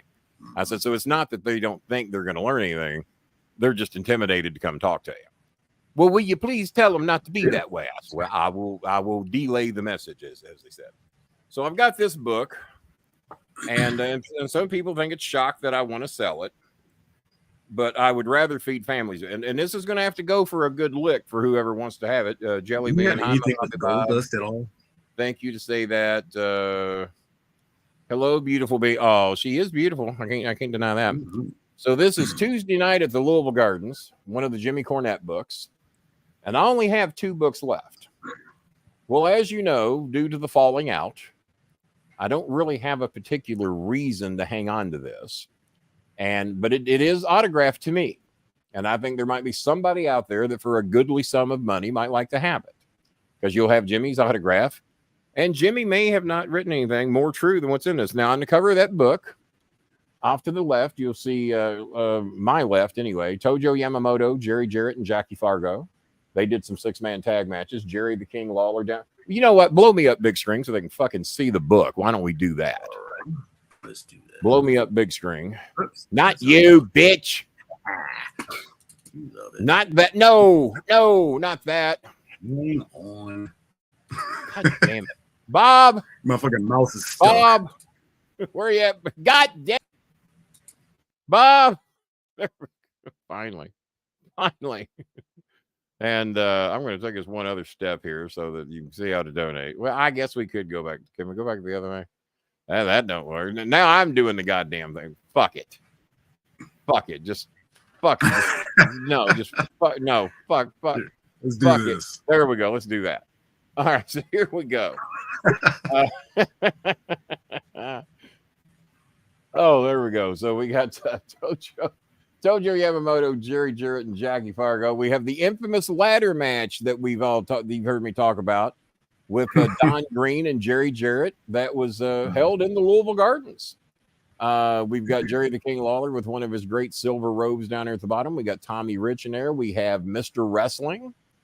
And some of those other pictures are a little small and I can't make them out. But on the back, we have the infamous, he was the house builder when they needed one. My finger right there. That's Roughhouse Fargo. Don Fargo down below him, Jackie Fargo, and then Jerry Lawler and Jim White. Jim White married a black woman in the 70s, and her name became Lily White. Jim White and I became, yes, Jim White and I became friends. Yeah, he worked for Nick Goulas and married a black woman named Lily White. You can imagine Nick Goulas had a ball with that. Jim White became a dear friend of mine. He used to come to Somerset, Kentucky, sit at my autograph table, and I wanted to take him and introduce him to the boys and have him give a talk. And he said, "Oh, man, don't do that. None of those people know who I am." I said, "Well, if they don't, they need to fucking learn." And Lawler and White were managed by the great Sam Bass. Bill Dundee there in the middle with the green hat. Tojo bleeding like a fucking stuck hog up there in the middle. Andre the Giant to the right. Tommy Gilbert. I can't tell who is next to Tommy. If anybody can tell, feel free to tell me. And but yeah, that's the three Fargos: Don Fargo, Roughhouse Fargo, Jackie Fargo, and Don Fargo was not really a Fargo. I'm sorry, Roughhouse Fargo was not really a Fargo. I'm shocked that Sam Bass isn't on here. Yeah, I'm shocked Sam Bass isn't on here. Oh, that is Tommy Gilbert and Eddie Marlin. To the far right, yeah, that's Tommy Gilbert and Eddie Marlin. They were a very popular tag team here in Louisville for a while. That is Paul Morton as referee. I think that is Robert. I think that might be Robert Fuller in the blue. No, it's Bob Armstrong. Excuse me. It's Bob Armstrong in the blue, Paul Morton in the yellow pants. I'm pretty sure. But here's the selling point of this book. This was the first copy of this book that Jimmy put out. It's 265 pages long, I think. But I'm going to show you the autograph. Well, I'll read it and then I'll show it to you. So I say. And this was the first copy of this book, and it was signed to me. It says, "To Kenny, the only one stupid enough to be my friend this long, Jimmy." Didn't even sign his last name. Just why would Jimmy. You? I know who he is. "To Kenny, the only one stupid enough to be my friend for this long, Jimmy." Jimmy Cornette, Mark James. Oh, Mark James apparently helped him write the book. Because Jimmy's real name is James Mark Cornette. And I was going, why would he put it that way? Why would he put, but no, Mark James is a guy in Memphis that helped Jimmy, I think helped put the pictures together in the book. So that is the autograph. It will take a goodly sum to get that from me. I don't think I would sell that for anything less than $150, but you would be the proud owner of a very unique autograph. Now, I don't even remember how the other book is signed, but I would not let that book go for anything less than $150. I figure if I can feed 3 families with it, then what the fuck, for 30 days. This book is entitled Rags, Paper, and Pens. And there's a guy in there I don't like, Dutch Mantell. He's there. Hulk Hogan, when he was with us, as Terry Boulder. Dutch Mantell, Handsome Jimmy Valiant with one of his cool hats. Jerry the King Lawler with one of his cool robes. Probably Jackie Fargo up there in the left. When I pull the book down, I'll take a better look at it. Lance Russell and Dave Brown at the top. The fabulous ones, Stan Lane and Steve Kern, bottom right. And Bill Dundee in the blue next to Dutch Mantell there. All right. And then Jimmy Hart is in the black and white section up there at the top. And who's below him, I haven't looked at yet. Who's below? Terry Funk. Sure as my name is Terry Funk. Lawler will die. Oh, well, there you go. Well, yeah, eventually. Oh, and the black and white, eventually. The black and white one up there next to Jackie Fargo. The black and white one in between Lance Russell and Dave Brown. That is Kurt and Carl von Bronner with manager Saul Weingroff. That's the black one. That was the big German team back then. And on the back of the book, we have Tommy Rich and Bill Dundee. We've got other ones I'm going to have to take a close look at. Dutch Mantell, of course, Lawler with his crown. I think that is Spike Huber right there where that finger's. I think that's Spike Huber. Jerry Lawler, I believe, at his home, wearing the blue crown that I used to own for a period of time. And so that gives you, but I don't know how this book is signed. So we're about to find, I'm sure he signed it. And it's called Rags, Paper, and Pens, The Merchandising of Memphis Wrestling. I think he signed it. Guess the numbers are going to go down if he didn't. God damn, Jimmy, did you sign his son bitch or not? I think he did. I'm a looking. Uh-oh. You know what? He might not have signed this one. Well, it's still for sale. Oh, there's some great pictures of the king there. That was back when Jerry Lawler was a big Star Maker fan. See that vest he had made? He knew I was going to be the Star Maker one day. Yeah. That's around 1977, 78 at the latest. And I remember that vest. I liked it back then. I like it even more now that I got the Star Maker name. I thought he signed this, guys, but if he did, I'm not seeing it. And not in the front. I think I might have fucked myself on this one. Oh, there's a picture of Gulas and Tojo. Oh, you'll have to get the book. There's a lot of great pictures in here, and they talk. Christine Jarrett is in here. How would I have this book and Jimmy not sign the goddamn thing? Well, if he signed it, he didn't. It doesn't appear that he signed the front that I'm seeing. Well, I'll tell you what I'll do. I'll make it even better. I don't see his signature in the back. All right. Well, I'll include this with it. He probably signed it in visible ink. I'll include that with it. Impeach this motherfucker. One of the trolls sent that. And apparently I thought so highly of it, I stuck it in the middle of a book I didn't think I'd ever open. Yeah, Jimmy signed it in invisible ink. Yeah, and I put it right over Robert Gibson. So there you go. There's a billion pictures in this book. There's Kamala. There you go. Kamala's in there. Yeah. I couldn't possibly show you all the pictures because every page has here. Austin Idol, who's not going to be showing up tomorrow. Got an Austin Idol picture there. Yeah, you can see Austin Idol tomorrow. Yeah. Well, it doesn't look like I'll be seeing. I won't be seeing him either. Dutch Mantel, he's a no-show. So you got doctor's note. All you folks that want to see Dutch and Austin, you better show up at the show, buy this book. I tell you what, Dutch, if you'll come, I'll give you this. Let me put that up against my black background. There you go. Yeah, if you come to, I wonder if I should just stick that on there and just wear that to the show. You get in the car. I'll be over with all the Evansville people if I do that. So there we go. So here's what I'll do. Being as this one is not signed, or if it is, I can't find it. What I'll do is I've got those pictures of me and Jimmy that we signed on cardboard printouts with our last appearance at Golden Corral and both appearances at Golden Corral. And I've got three or four of those signed. I will include one with this book. So that way you have my autograph, Jimmy's autograph, and the book. And that way you do get Jimmy's autograph with the book. And this would also probably go with the autograph and the book, probably 100, being as Jimmy hasn't actually signed the book, but you will have those because you're not going to get those pictures again that me and Jimmy signed together. And my son has a book. I wish I could talk him into selling it. He's got a book that Jimmy wrote, signed by Vince Russo. And he put on it big hearts. Love Vince Russo, my buddy Jim Cornette. And so the book has been signed by Jim Cornette and Vince Russo. And I can't talk Chris into selling it yet. He says, I don't know that I would take $500 for it. Who else has a book signed by Vince Russo and Jim Cornette? So he has one, but so far I haven't been able to talk. I said, what if someone offered you $1,000? He said, I actually have to think about it. No one else has this. I possess that now. He didn't say that. That's what I always say. But it would make sense if he did say it. So those two books, the Dusty Rhodes, Cody Rhodes combination autograph deal there that we'll do there. Bob, hop on in, you lazy bitch. Go ahead and hop on in here and say hey to the people because I gave them way more than I said I'd do. When you railroaded me into staying another 30 minutes by making that donation. Especially when I wasn't going to be on. That was the best time to add extra points. I did want to share something, and you've shared this with us.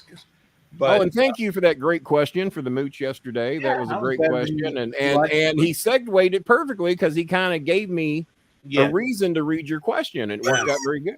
It's almost like we planned it out. Even though we do, who's got a whiny mutt? That's my damn dog. That was Shell, actually. That wasn't the dog. Yeah, I stepped on her toes. That was Becky Adcock begging me to go to Two Rivers. I wanted to share this. This is our lovely real estate agent. Real estate agent. Yeah, I bought some property from her. Yeah. And this called her thighs. Another we got her. Beautiful. So I'm very proud of her. She's making a real effort to get some extra education so she can learn to be more self-sufficient and take care of herself and her baby. Yeah. And I just want to tell her on the air. Told her to potty train that little shit. Yeah, that'd be good too. I've told her in person, in private chats and DMs and stuff, but I wanted to make sure on the air. I told her, right. Very proud of you for the extra effort that you're putting in to make yourself better and not be dependent on, fat rich Americans. Coltrane, you fat fuck. You gotta lose some weight now. Quit chubbing out. Chubbing out. So, but again, she's got that's her. She had to get a picture made for her application, so that's her kind of a professional. Do you have the background story on that picture, Bob? Because I do. I don't remember it. Let's put it that way. All right. I will tell the version I got. And I throw that picture you just had up there. I love that picture. She looks so sweet, so kind, so happy with. But now let's go back to the other picture, because I have a backstory on that picture. She sent me that picture and she apologized to me. I said, "What are you apologizing for?" "My eyes." I said, "Well, what's wrong with your eyes?" "I had been crying." I said, "Let me guess, tears of joy." She said, "Oh my God, Kenny, I was so proud of myself." I said, "You should be." I said, "You passed the test. You did great." She said, "Look how professional I look, Kenny." I said, "You do." I said, "You look like a real estate agent." And I actually sent the picture to Chris. I said, "Look at her, man. It looks like she's ready to sell a home to somebody." So yeah, she was so proud of herself. And she was apologizing. She was apologizing because she'd been crying. And but she was happy with herself. She was pleased, and she had every right to be. And I have snapped at her in recent days, because we try to have them get by on so much money, as have someone else. Yeah, and we're trying to make it where if you have a certain amount of money, you pick the things you want or need, and you get those. And then if there's something you want later, then that's got to wait till the next month. Save for that. Right? Yeah, save for that if it's possible. And like we've told all the people that we help here, we're not going to penalize you for emergencies like the cat getting attacked by a dog. I said, "Well, how'd the cat get out?" "Well, it went through a hole."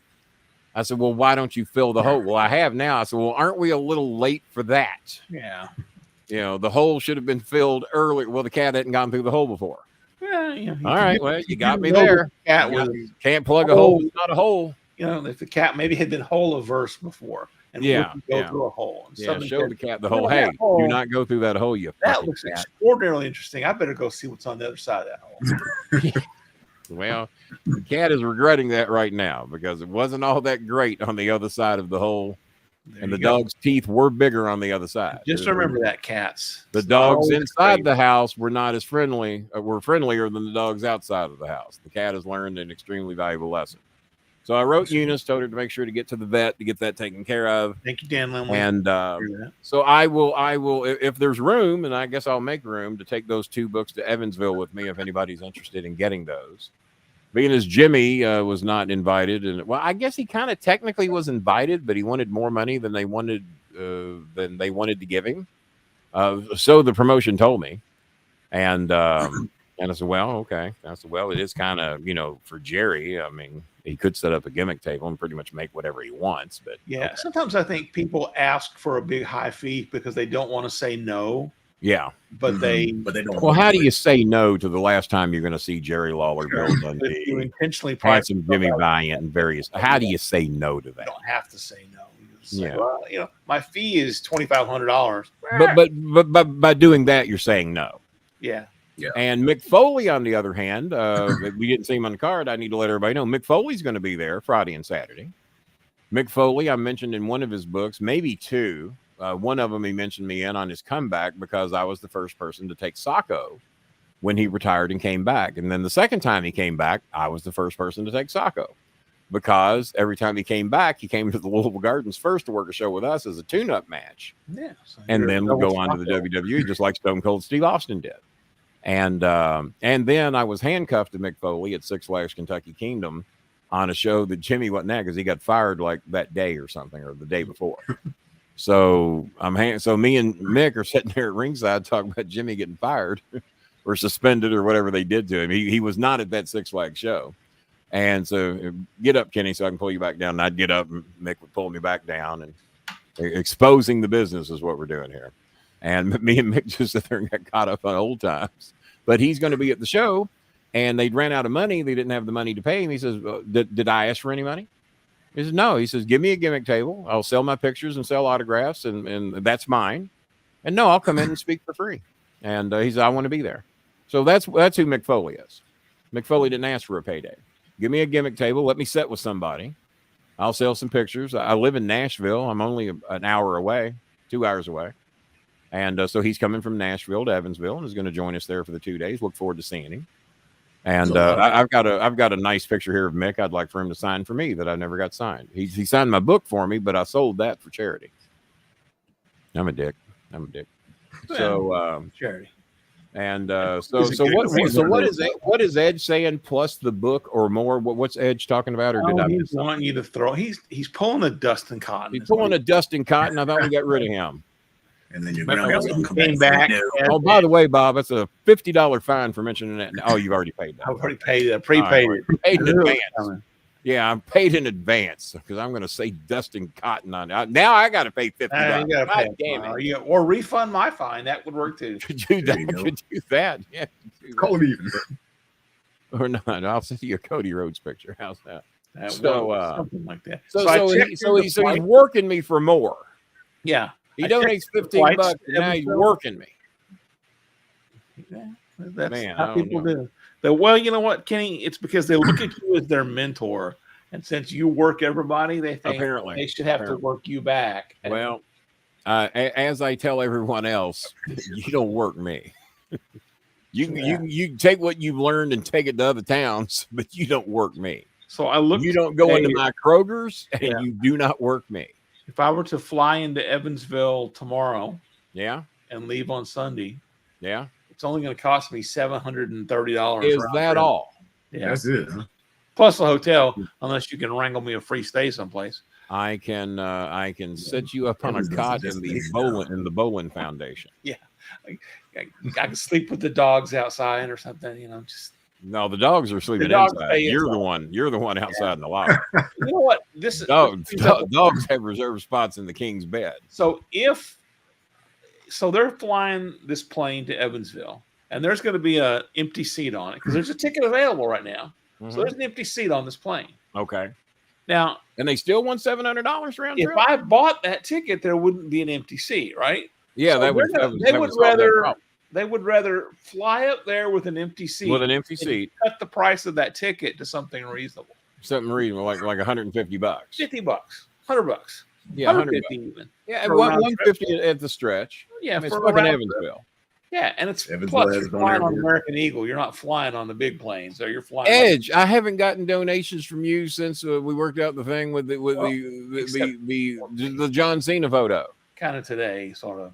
I mean, you're in like an 8-month drought, or whenever the hell, it might be a year. Whenever it was. He did give $15 today. He did give $15 today. He did. So now he's wanting a $150 book for his $15 donation. For his $15. Well, that sounds reasonable. Shit. And he got a question answered. I should cancel the Evansville trip. And he got a question. Answered about Cody Rhodes and Dusty. He sure did. A great Dusty Rhodes story that no one else could have told. I was willing to make a great sacrifice of only paying you 10% of what you wanted for the. Yeah. Well, I don't know how I could possibly pass that up, Edge. I don't know. Edge, hang on. In all fairness, let me think on it. No. Did you see? I'll do it again on the big string. Edge, you've made me a very shitty offer. Let me think on it. No. I will not take a tiny fraction of what the book is worth because you donated $15 tonight. No. Okay. Thank you for providing us with an extra short there. Yes. Yeah, there was an extra short. That's 152, folks, in the time frame. Mr. Then hush, I was willing. Yeah. All you have to do is willing to what? To do the 15 or the 150?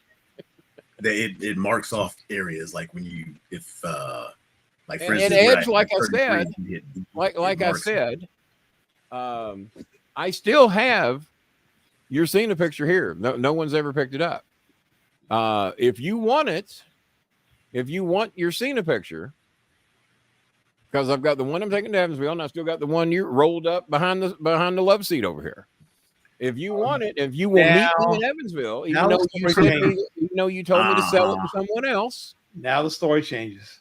What story? I was going to give you 261. No, you were not. You quit lying to me. Quit lying. No, because you said throw in a book. So tell me what the deal is you want. I sent you an address. Oh, okay. Well, let me tell you a secret, Ed. What's that? I sent Kenny an address about. Okay. It does say look at chat. Let's see what offers have been thrown here. Yes, I will. You cannot be joking. Cena deserves to break the record. He's not joking. Yeah, well, I said he's going to break it. Does he not deserve to break it? Is that what you're saying? That was not a joke. That's okay. I guess that's where he's wanting me to send the. Well, why don't you just meet me at Two Rivers and pick it up in person? I know you're not that busy. I know you get time off. Some of us don't, but you do. Yeah, some of us. So what is it, Edge? In all seriousness, what is it that you want to do? And if it's like what you just said, I'm sure I'll do it. And if you want to meet me at Two Rivers and have your stuff brought to you, I'll do that. And if you want me to mail it to the address I have here, we can do that. Tell me what it is you would like for me to do. And in exchange for what price you want to do it for. What do you want from me, Ed?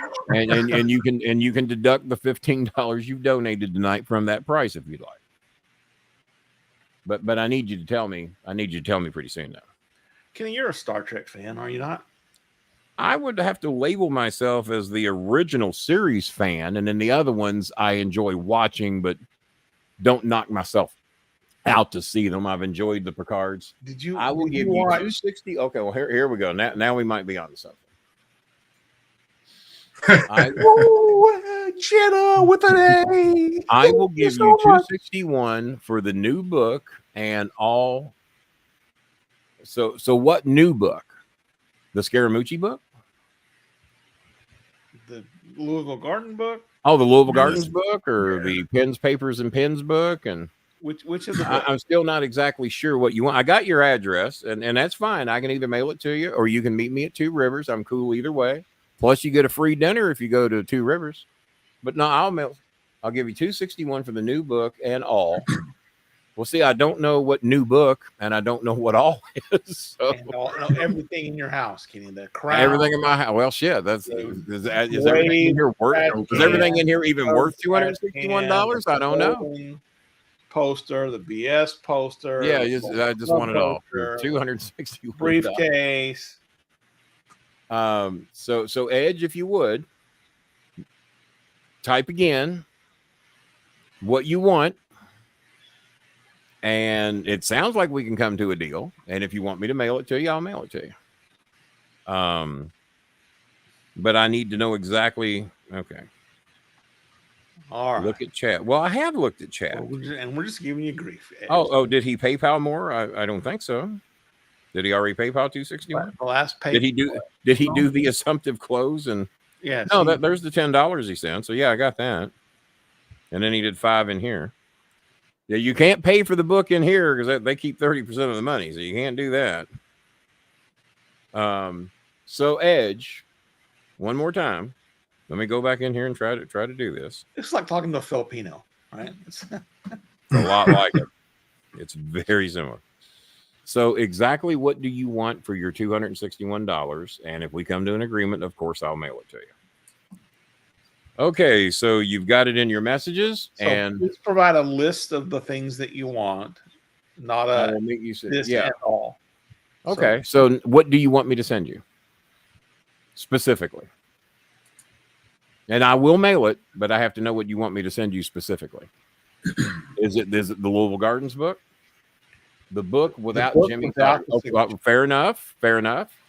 And would you like the autographed picture of he and I from Golden Corral in the book with that? Because that's easy.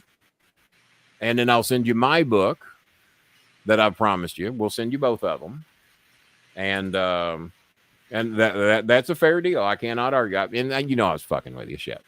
Don't get hot. And to quote Bobby Eaton, you don't got to get hot about it.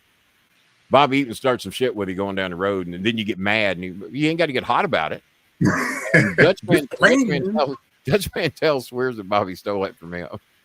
So, and it sounds like something Dutch would say. It does sound like a Dutch thing. It does sound like a sure. Let's go. Fair enough. Got a deal. Okay, so you'll get my book, the Jim Cornette, Kenny Bolin autograph poster board, cardboard. You know, it's like an 8x11 picture, 8.5 by 11.5, something like that. It's mounted on the cardboard thing. So. Yeah. And there we go. Deal. Well, thank you, man. That's a huge help for the show. Thanks, in all honesty, that's a huge help. That'll put gas in the car for me to go to Evansville. There you go. Thank you, Edge. Real estate deal. Did Jelly Bean broker that deal? Yes, she did. Oh, her 30%. She wants a 6% commission. So, and I'll meet you as soon as possible. We can meet at the yard now. Yeah, we can meet at well, Two Rivers seems to be the place to meet. That would be the closest one to you, and I'm going there every month. So you let me know what Friday, Saturday, or Sunday you can get free. I'll be happy to meet you there. Now, if you're going to do that, please PayPal me as a friend, because if you YouTube it, they get 30% of the money. So don't YouTube it. But if you can PayPal that, and if you're doing it today, that's great. If you need to do it tomorrow or whenever, just let me know when you're doing it. And I've got your address, and I will put you on top priority for that to be mailed out next week when I get back from Evansville. And I promise, I'm normally slow about mailing shit out, but this is a big enough deal for what you're doing. I'll make sure it goes in the mail next week, if that's cool with you. She told me last night she's having Little Art Gel. Listen to this story. Little Art Gel told me last night, this is her mother talking, she have a dream about you. She's crying when she wake up because in her dream, you leave her and say goodbye. Sounds like me. I told Art Gel that's not true because it's a dream. Oh, little 9-year-olds are dreaming about me, Bob. Goddamn. I wish. You know what? I'm going to send you the new picture. And now wait a minute. We possibly might have a donation coming through here or payment for that picture. Hang on. Okay, let me find Art Gel's new picture.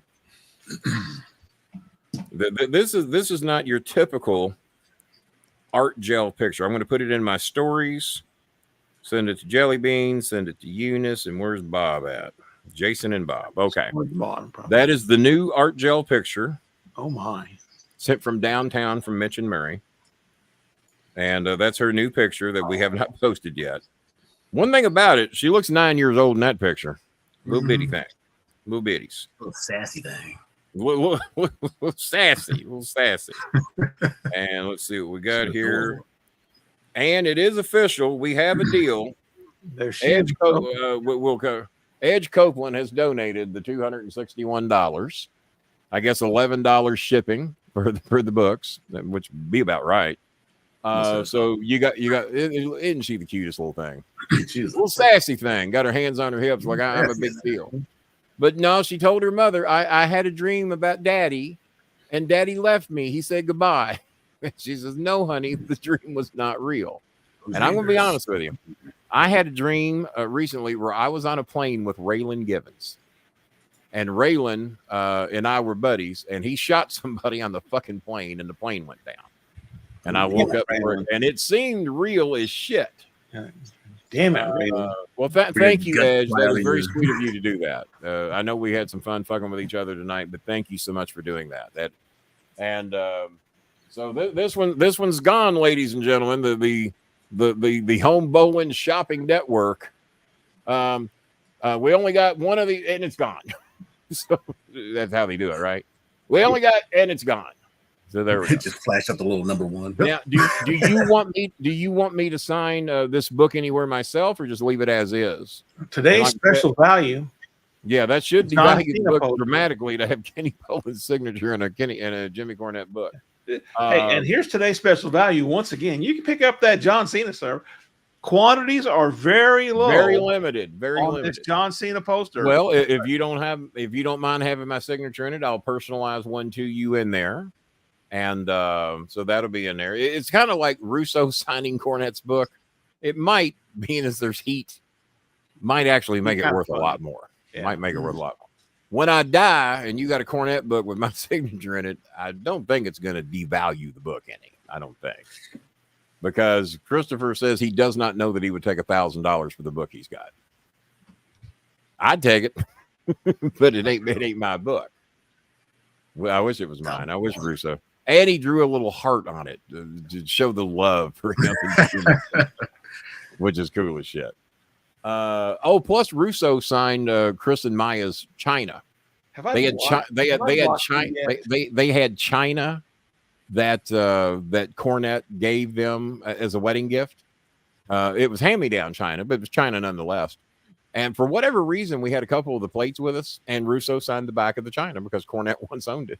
So he's got signed China from Russo, and he signed the book. What did the ghost have to say? He donated a whopping $5 to try and hog up the show yesterday. I didn't know if I blocked him yet, but I didn't know Goose Gossage. All right, I gotta take a look now. He's just being a fucking dick, isn't he? yes, Yeah. yeah. Is there something about those people that they just have to come in and insult people? Is that part of the program? It's the only language. It makes them feel bad The only about language themselves. they know. Haven't we called him just an official and a hereditary shit stirrer? I think that's been said. Exactly what the word is. All right. Okay, So thank you, Edge, and Edge, and It's the goatee. I mean, that's the only thing it could doctors be. like. It could be. Well, thank you so much, Edge. That is greatly appreciated for what you did, especially being as we fucked with each other. And well, I was going to buy it, but we thought you were trying to Dustin Cotton me. There's another $50, to where he would ask for something. And then what was it? My jacket he wanted, and he said, "Well, I'll give you such and such. I'll give you so much for it." And then you agreed to it. He goes, "Because I was going to send you that anyway." Yeah, I was going to send you that anyway. So now I'm getting your jacket. Well, why don't you send me that and buy the jacket? And he didn't do it. And what was the He worked me. He's one of the ones that worked me. He got me. It'd be like I was going to donate $261 anyway, but fuck if I can get that book. So that would be a double work, I guess. That'd be double work. Ghost, what are you going to buy tonight? What have you seen here on the Home Bolin Network that you would like to get? What's going on with Grammy and Papa over there now? Yeah. So, but no, thank you so much, man. That was very kind of you to do. I'm going to screenshot that. So once again, Cornette has given to this show without knowing it. Yeah, I mean, And it didn't even require his autograph technically to get anything done, even though I'm going to give him one anyway. Send him some thank you clips. We'll do that anyway. Yeah. In fact, we should get producer who makes the shorts. Make sure you clip that thing. Jimmy Cornette has donated again to the show. Jim Cornette has that on donated a short loop. Well, feel free to ask those questions. I'll hang around a few more minutes after what you've done, so feel free to ask your questions. Edge says he has some more questions. I'll give you 3 quick questions, and then we need to wrap up. But and otherwise, come back Tuesday and we'll answer the rest of your questions. So yeah, no show Saturday, by the way. Name change. Is Edge drinking tonight? Because I don't know what he's asking. Oh, you want to ask me off the air? Okay. All right. Well, that's fine. That's fine. I thought he was just announcing name change when he put that. Name change. Now, I don't know. Now, Adam Edge Copeland. Yeah, I mean, you can call me and ask the questions, or you can type them to me, and whatever you prefer. If you want to call me and ask them, that's fine. Or if you want to write them to me, that's fine. But yeah, we'll do that. Just send me your questions, and I'll answer them as best I can, or call me. But do it quick because it's late and I didn't get my nap today. Unlike Bob Hayes. What time did you take your nap, Bob? I took my nap at 6 p.m. to 8:30 p.m. Central Time. Yeah, my son pointed out yesterday. He says, "I know how you like to brag about how good you think you look for 64." He said, "How did it feel sitting there with Scaramucci?" I said, "Like shit." Like I felt about 78. Oh yeah, that is a youthful looking fucking 60 years old. He's a fine-looking young man. He's a real thing to his thing, is what he is. Yeah, He's got that. something like that. Yeah. Bolin, I'll holler at you. All right. Oh, well, I know you will. Yeah, at least he didn't call you dude or bro. At least he didn't call, because that's a heat getter right there. I would have sent the 261 back.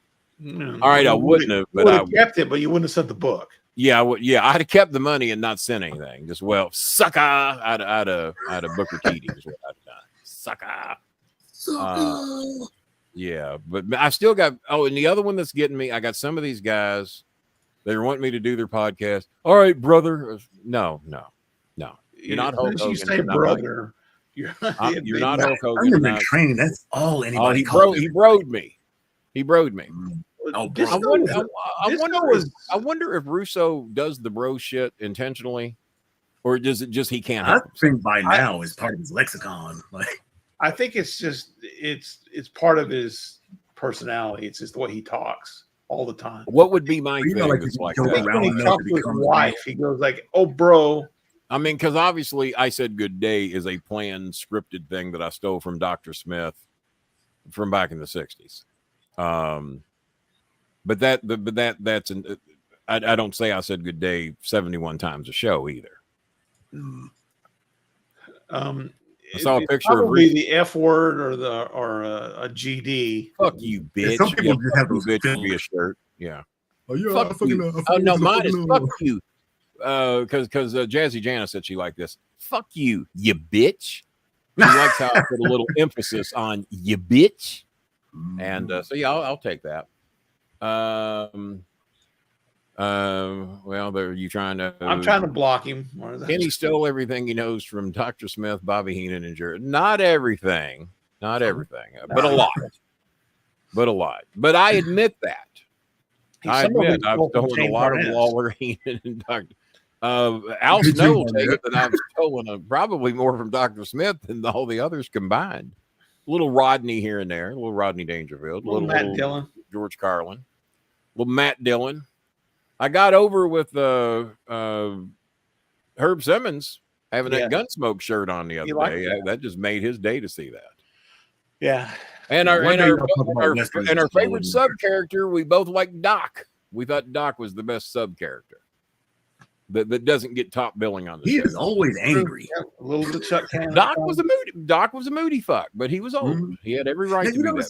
With Westerns, and he's working for pickles and beets to fucking heal people. That's true. And pies and shit. What do you got? Well, some pickles, beets, chicken necks. I got pickles, beets, and chicken necks. But you ain't got some cold hard cash on you? No, we have chicken neck pie though. Chicken neck pie with beets. You notice in every Western though, the doctor is upstairs. So if somebody gets shot, they have to like carry them all. You gotta haul those motherfuckers upstairs. Yeah, what the fuck? What's wrong with a ground floor? Every Western, they're upstairs. What is wrong with a ground floor doctor's office? Bob, do you have the Cody? Do you have Cody? No. Well, I talked earlier. Yeah, I've got a or something like it. No, well, I mean, I've got DirecTV right now, the streaming service.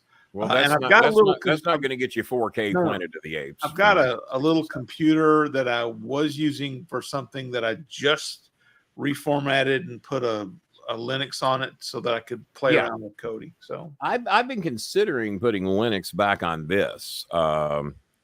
Half of it dedicated to whatever it's on now, Windows, right, and half dedicated to Linux. But I'd have to get Chris to do it. I wouldn't have a fucking clue. But no, I've really thoroughly enjoyed watching those old Planet of the Apes, and they've been upscaled technically to 1080p. It'll say 4K. The old movies or the old TV series? The old movies. Now, I've got the old TV series too, but the movies look phenomenal. The original Charlton Heston. And here's the thing. I got the original Bonnie and Clyde in 1080p, the Blu-ray version. Warren Beatty. And Warren and Faye Dunaway, recorded in mono. And then the first Planet of the Apes was in mono, but the second one with James Franciscus is in stereo, and that adds a little life to those movies where they're actually in stereo. Mm-hmm. I forgot that Charlton Heston did still, because we knew he was in the beginning of the second Apes movie. Yeah, but I, in my head, thought that was old footage that they just used from the first one that maybe they didn't use. But he's there for a major part of the second movie at the 1 hour, 18-minute mark that I totally forgot about. And then when I saw it, like, how the fuck did I forget this? Yeah. This was important. Yeah, it was a integral part of the film. Oh, absolutely it was. Oh, and not to ruin it, but how about 3 baby faces dying in the last 5 minutes? It's a rough. Did you remember that? It's a rough one. I hadn't remembered that, but I had totally forgot that we lost 3 baby faces in about 3 to 5 minutes. Wow. There's no baby faces. What TV show was? I mean, I know James Franciscus did a lot of. He did. Let's see what Google. Hey, Google. What TV shows did James Franciscus do? Because that wasn't the name of the game. Or did he? Grover Franciscus was an American actor known for his roles in feature films and in 6 television series: Mr. Novak, Naked City, The Investigators, Longstreet, Doc Elliott, and Hunter. And you know, I vaguely remember any of those. That's not what I remember James Franciscus being in. Were any of those shows? Mr. Novak, not really. Naked City, not really. The Investigations, the Investigators, I don't remember that. Longstreet, I don't remember. Doc Elliott, vaguely. Yeah. And Hunter, what was he doing in the Hunter series? He was. I remembered him in something else. I do remember that show. He was the main character of James Hunter. Well, when I think of Hunter, I was thinking of that football player. That's the one I thought of too. That that was another show called Hunter, Detective or something like that. Yeah, we had 2 Hunter shows, really? Okay. Yes, the get out of here, Fly. Hunter, the damn fly bigger than my cat. 1977 series. The Fred Dryer show was the Fred Dryer, yeah, that's one thing. The Fred Dryer actually ran for 7 seasons. The reason you think of it is because the Fred Dryer one ran for 7 seasons. James Franciscus ran for 1 season, 4 of which were unaired. It didn't even make it. We've got these other episodes, and we're not even going to bother. The amazing thing is because there's only 3 or maybe 4 eventually channels back then, 3 for most of our childhoods. Yeah. Can you imagine motherfuckers out there, 3 fucking TV channels? And if you come up with a show, it better fucking be good because it's gone next year if it ain't. Yeah. Branded only made it 2 seasons. Yeah, there's no Branded Afterlife on Netflix or Hulu. How the fuck does Chuck Connors do a show after The Rifleman and it runs 2 seasons? Is that the one where he was the Lord of Television? 2 seasons. Yeah, he was a soldier who was accused of a crime. They rip his stripe off and shit. That was terrible. Born as the man who ran. What do you do when you're branded? And you know, and it's a really corny beginning. Like he just walks in and rips the stripe off. Look it up on YouTube if you want to see one of the coolest entrances, one of the coolest openings of any television show. Look up Branded and catch the original black and white version, to where they strip that motherfucker down basically to his goddamn boxers and send him on his draws when they're done. Yeah, they just take anything of any value. They're just ripping it off that motherfucker. And then how do you break a man's sword in half? If they had done a Branded and F Troop crossover episode, that would have been cheap. Yeah, somebody fires off a cannonball, shoots somebody out of the lookout tower, unbranded. That would have been good. Chuck Connors as the Rifleman in Branded, and he shoot. But no, they broke the fucking man's sword. How do you break a goddamn sword? Throw it out in the dust, out in the middle of the goddamn desert, and tell him to get his shit and get out, you coward. Man's about 6'6". He played every fucking professional sport there is, and they're punking him out. He's like a pro baseball, basketball, and football, wasn't he? He played everything. Yeah, I know at least baseball and basketball for sure. I know that. I heard he played a little football too. Recently, I learned that. Yeah. Oh, and Aaron the Idol Stevens, Damian Sandow, used to share a home with one of the writers of The Rifleman, and she told all kinds of stories about Chuck Connors. Some of them I can't tell. A big giggler on stage. Yeah. So I got 2 more things before we go, and I'm trying to remember what they were. I'm going to go ahead and give you my dream movie of this is The Rock's next movie. And I had trouble coming up with a title, but I came up with it in the middle of the night last night. Called Chris. He said, that's the title. That's the title of this next Rock movie. And it's because of me watching these old Planet of the Apes movies. And now, because Rock has a saying that he says a lot in his promos. What does he say? The final boss. I will whip your monkey ass. Oh, yeah, that's Says it a lot. He's got a 15, 20-year history of whipping somebody's monkey ass, right? So here's what we do. The Rock. your candy. Dwayne Johnson starring as The Rock. Because he can't be Dwayne Johnson. He can't be another character. He's the fucking Rock. The Rock is in the Planet of the Apes movie. Rock versus Planet of the Apes. That's not the title. You're going to love the title. That's the subtitle. That's not bad. That's the subtitle. That's not bad. No, I've even got a subtitle. So here we go. So The Rock don't like racist. The Rock is fed up with the orangutan thinking they're supreme to the gorilla thinking they're supreme to the ape, the chimpanzee, the ape thinking they're supreme to the fucking chimpanzee. It's just a chain reaction of racism. And if you watch the Planet of the Apes, that's what it is. If you're a certain monkey, you're up here. And if you're a lower monkey, you're down here. And the chimps are at the bottom of the rulers. The gorillas are all the soldiers. Yeah, gorillas were all the soldiers. The orangutans, or was it? And did the baboons factor into it or not? They did not. They weren't even. I didn't think they did, but for my movie, they will. Okay. For my movie, the baboons finally get elevated, and they're going to be above the chimpanzees because they can whip chimpanzee ass all day. Chimpanzees. What I've noticed in the Planet of the Apes movies, the chimpanzees, and for the 21 of you that are still watching, this is good shit. The chimpanzees are basically our young teenage youth of today that are always protesting. They're trying to stop war. They just want fucking peace. They're chaining themselves together, making the goddamn gorillas drag them off and put them in cages and beat the shit out of them. Just like what's going on today. So the chimpanzees, the Planet of the Apes, are the youth of today that are protesting. Oh, the chimpanzees are all going, monkey stand, monkey stand, monkey stand. So The Rock, Planet of the Apes, and The Rock is getting in every level of monkey shit. He's cutting promos on the orangutans, the gorillas, the apes, and the chimps. The chimps for being little pussies. Stand up and fucking fight, you little fucking chimpanzees. And he really don't like the goddamn orangutans because they think they're fucking hot shit. You're fucking orange. You're fucking orange. You're goddamn Trump supporters, you fucking worthless goddamn orangutans. But the title of the movie, I haven't worked out the entire script yet, and maybe it's just a 30-minute Saturday Night Live episode. The title of the movie, finally, The Rock has come back to the Planet of the Apes. Subtitle, to whoop some monkey ass. It works. That's $1 billion stuff. I don't know what. Finally, The Rock has come back to the Planet of the Apes. Little subtitle, to whoop some monkey ass. And he doesn't give a shit what monkey you are. Orangutan, baboon, gorilla, ape, chimp, it don't matter. You could be a lemur. What I'm going to do, The Rock is going to shove 3 pounds of monkey shit up your ass. And then I'm going to take the 6 pounds of monkey shit that you got up your ass, add it to that 3 pounds. That's going to be 9 pounds of monkey shit. And then I'm going to shove it up that monkey's ass. Same reaction to where we get like 100 pounds of monkey shit in a 50-pound bag. And you can get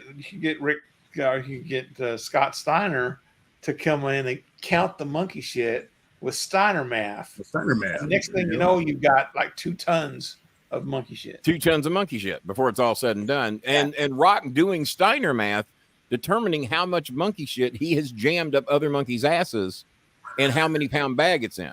So eventually we get to like 106 pounds of monkey shit in a 33 1/3 pound bag. Exactly. A lot of monkey shit in a very small bag. Right.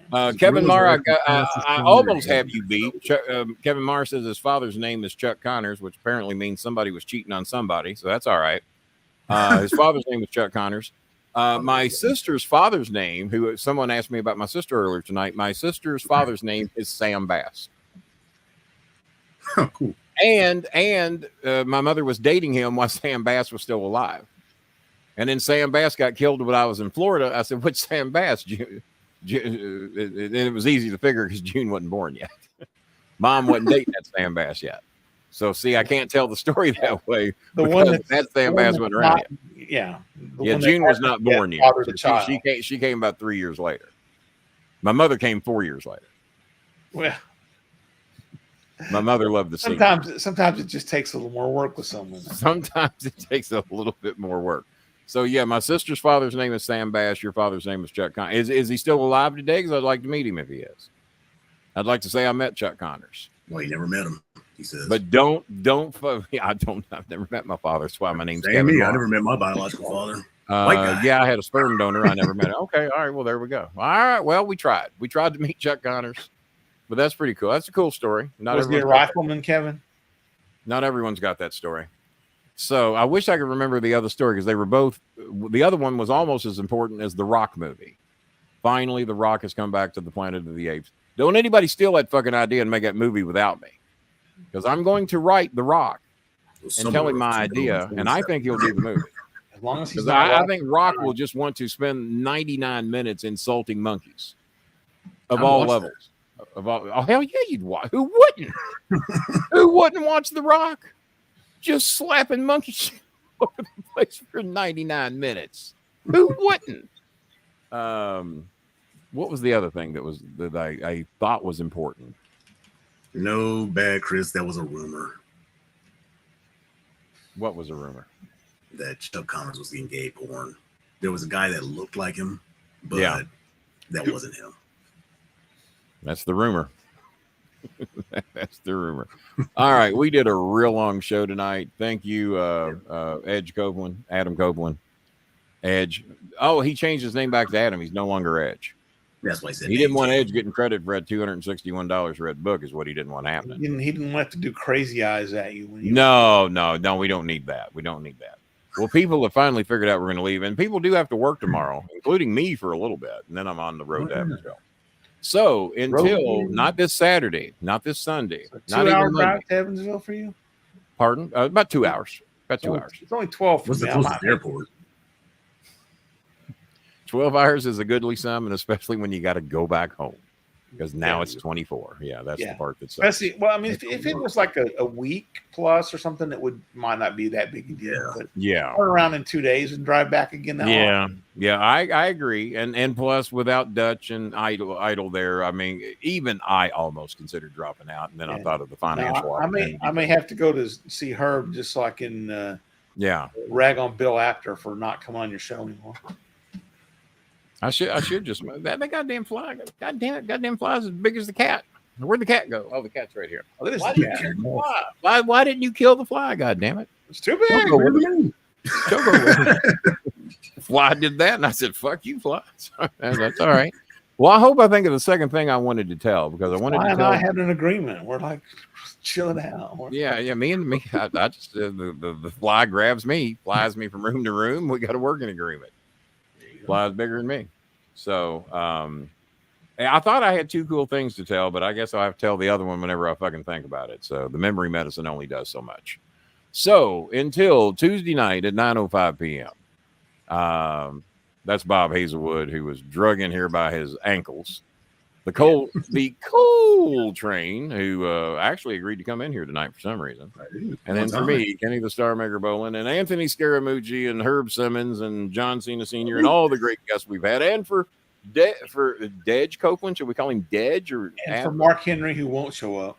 Mark Henry, well, we do have Mr. Kennedy. Oh, Mr. Kennedy's scheduled for next Saturday.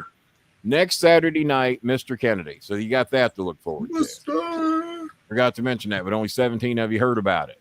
Well, you'll have to hear about it on the sticking around to the very end, folks. Yeah, you should have hung around. The Rock. Well, I think people flooded out here to go make their own version of that Rock movie. Exactly. They're all trying to get a deal. Like we missed the extras on the. They're all trying to get a deal put together. Yeah, racist monkeys. What's better than that? I want to go be the gorillas.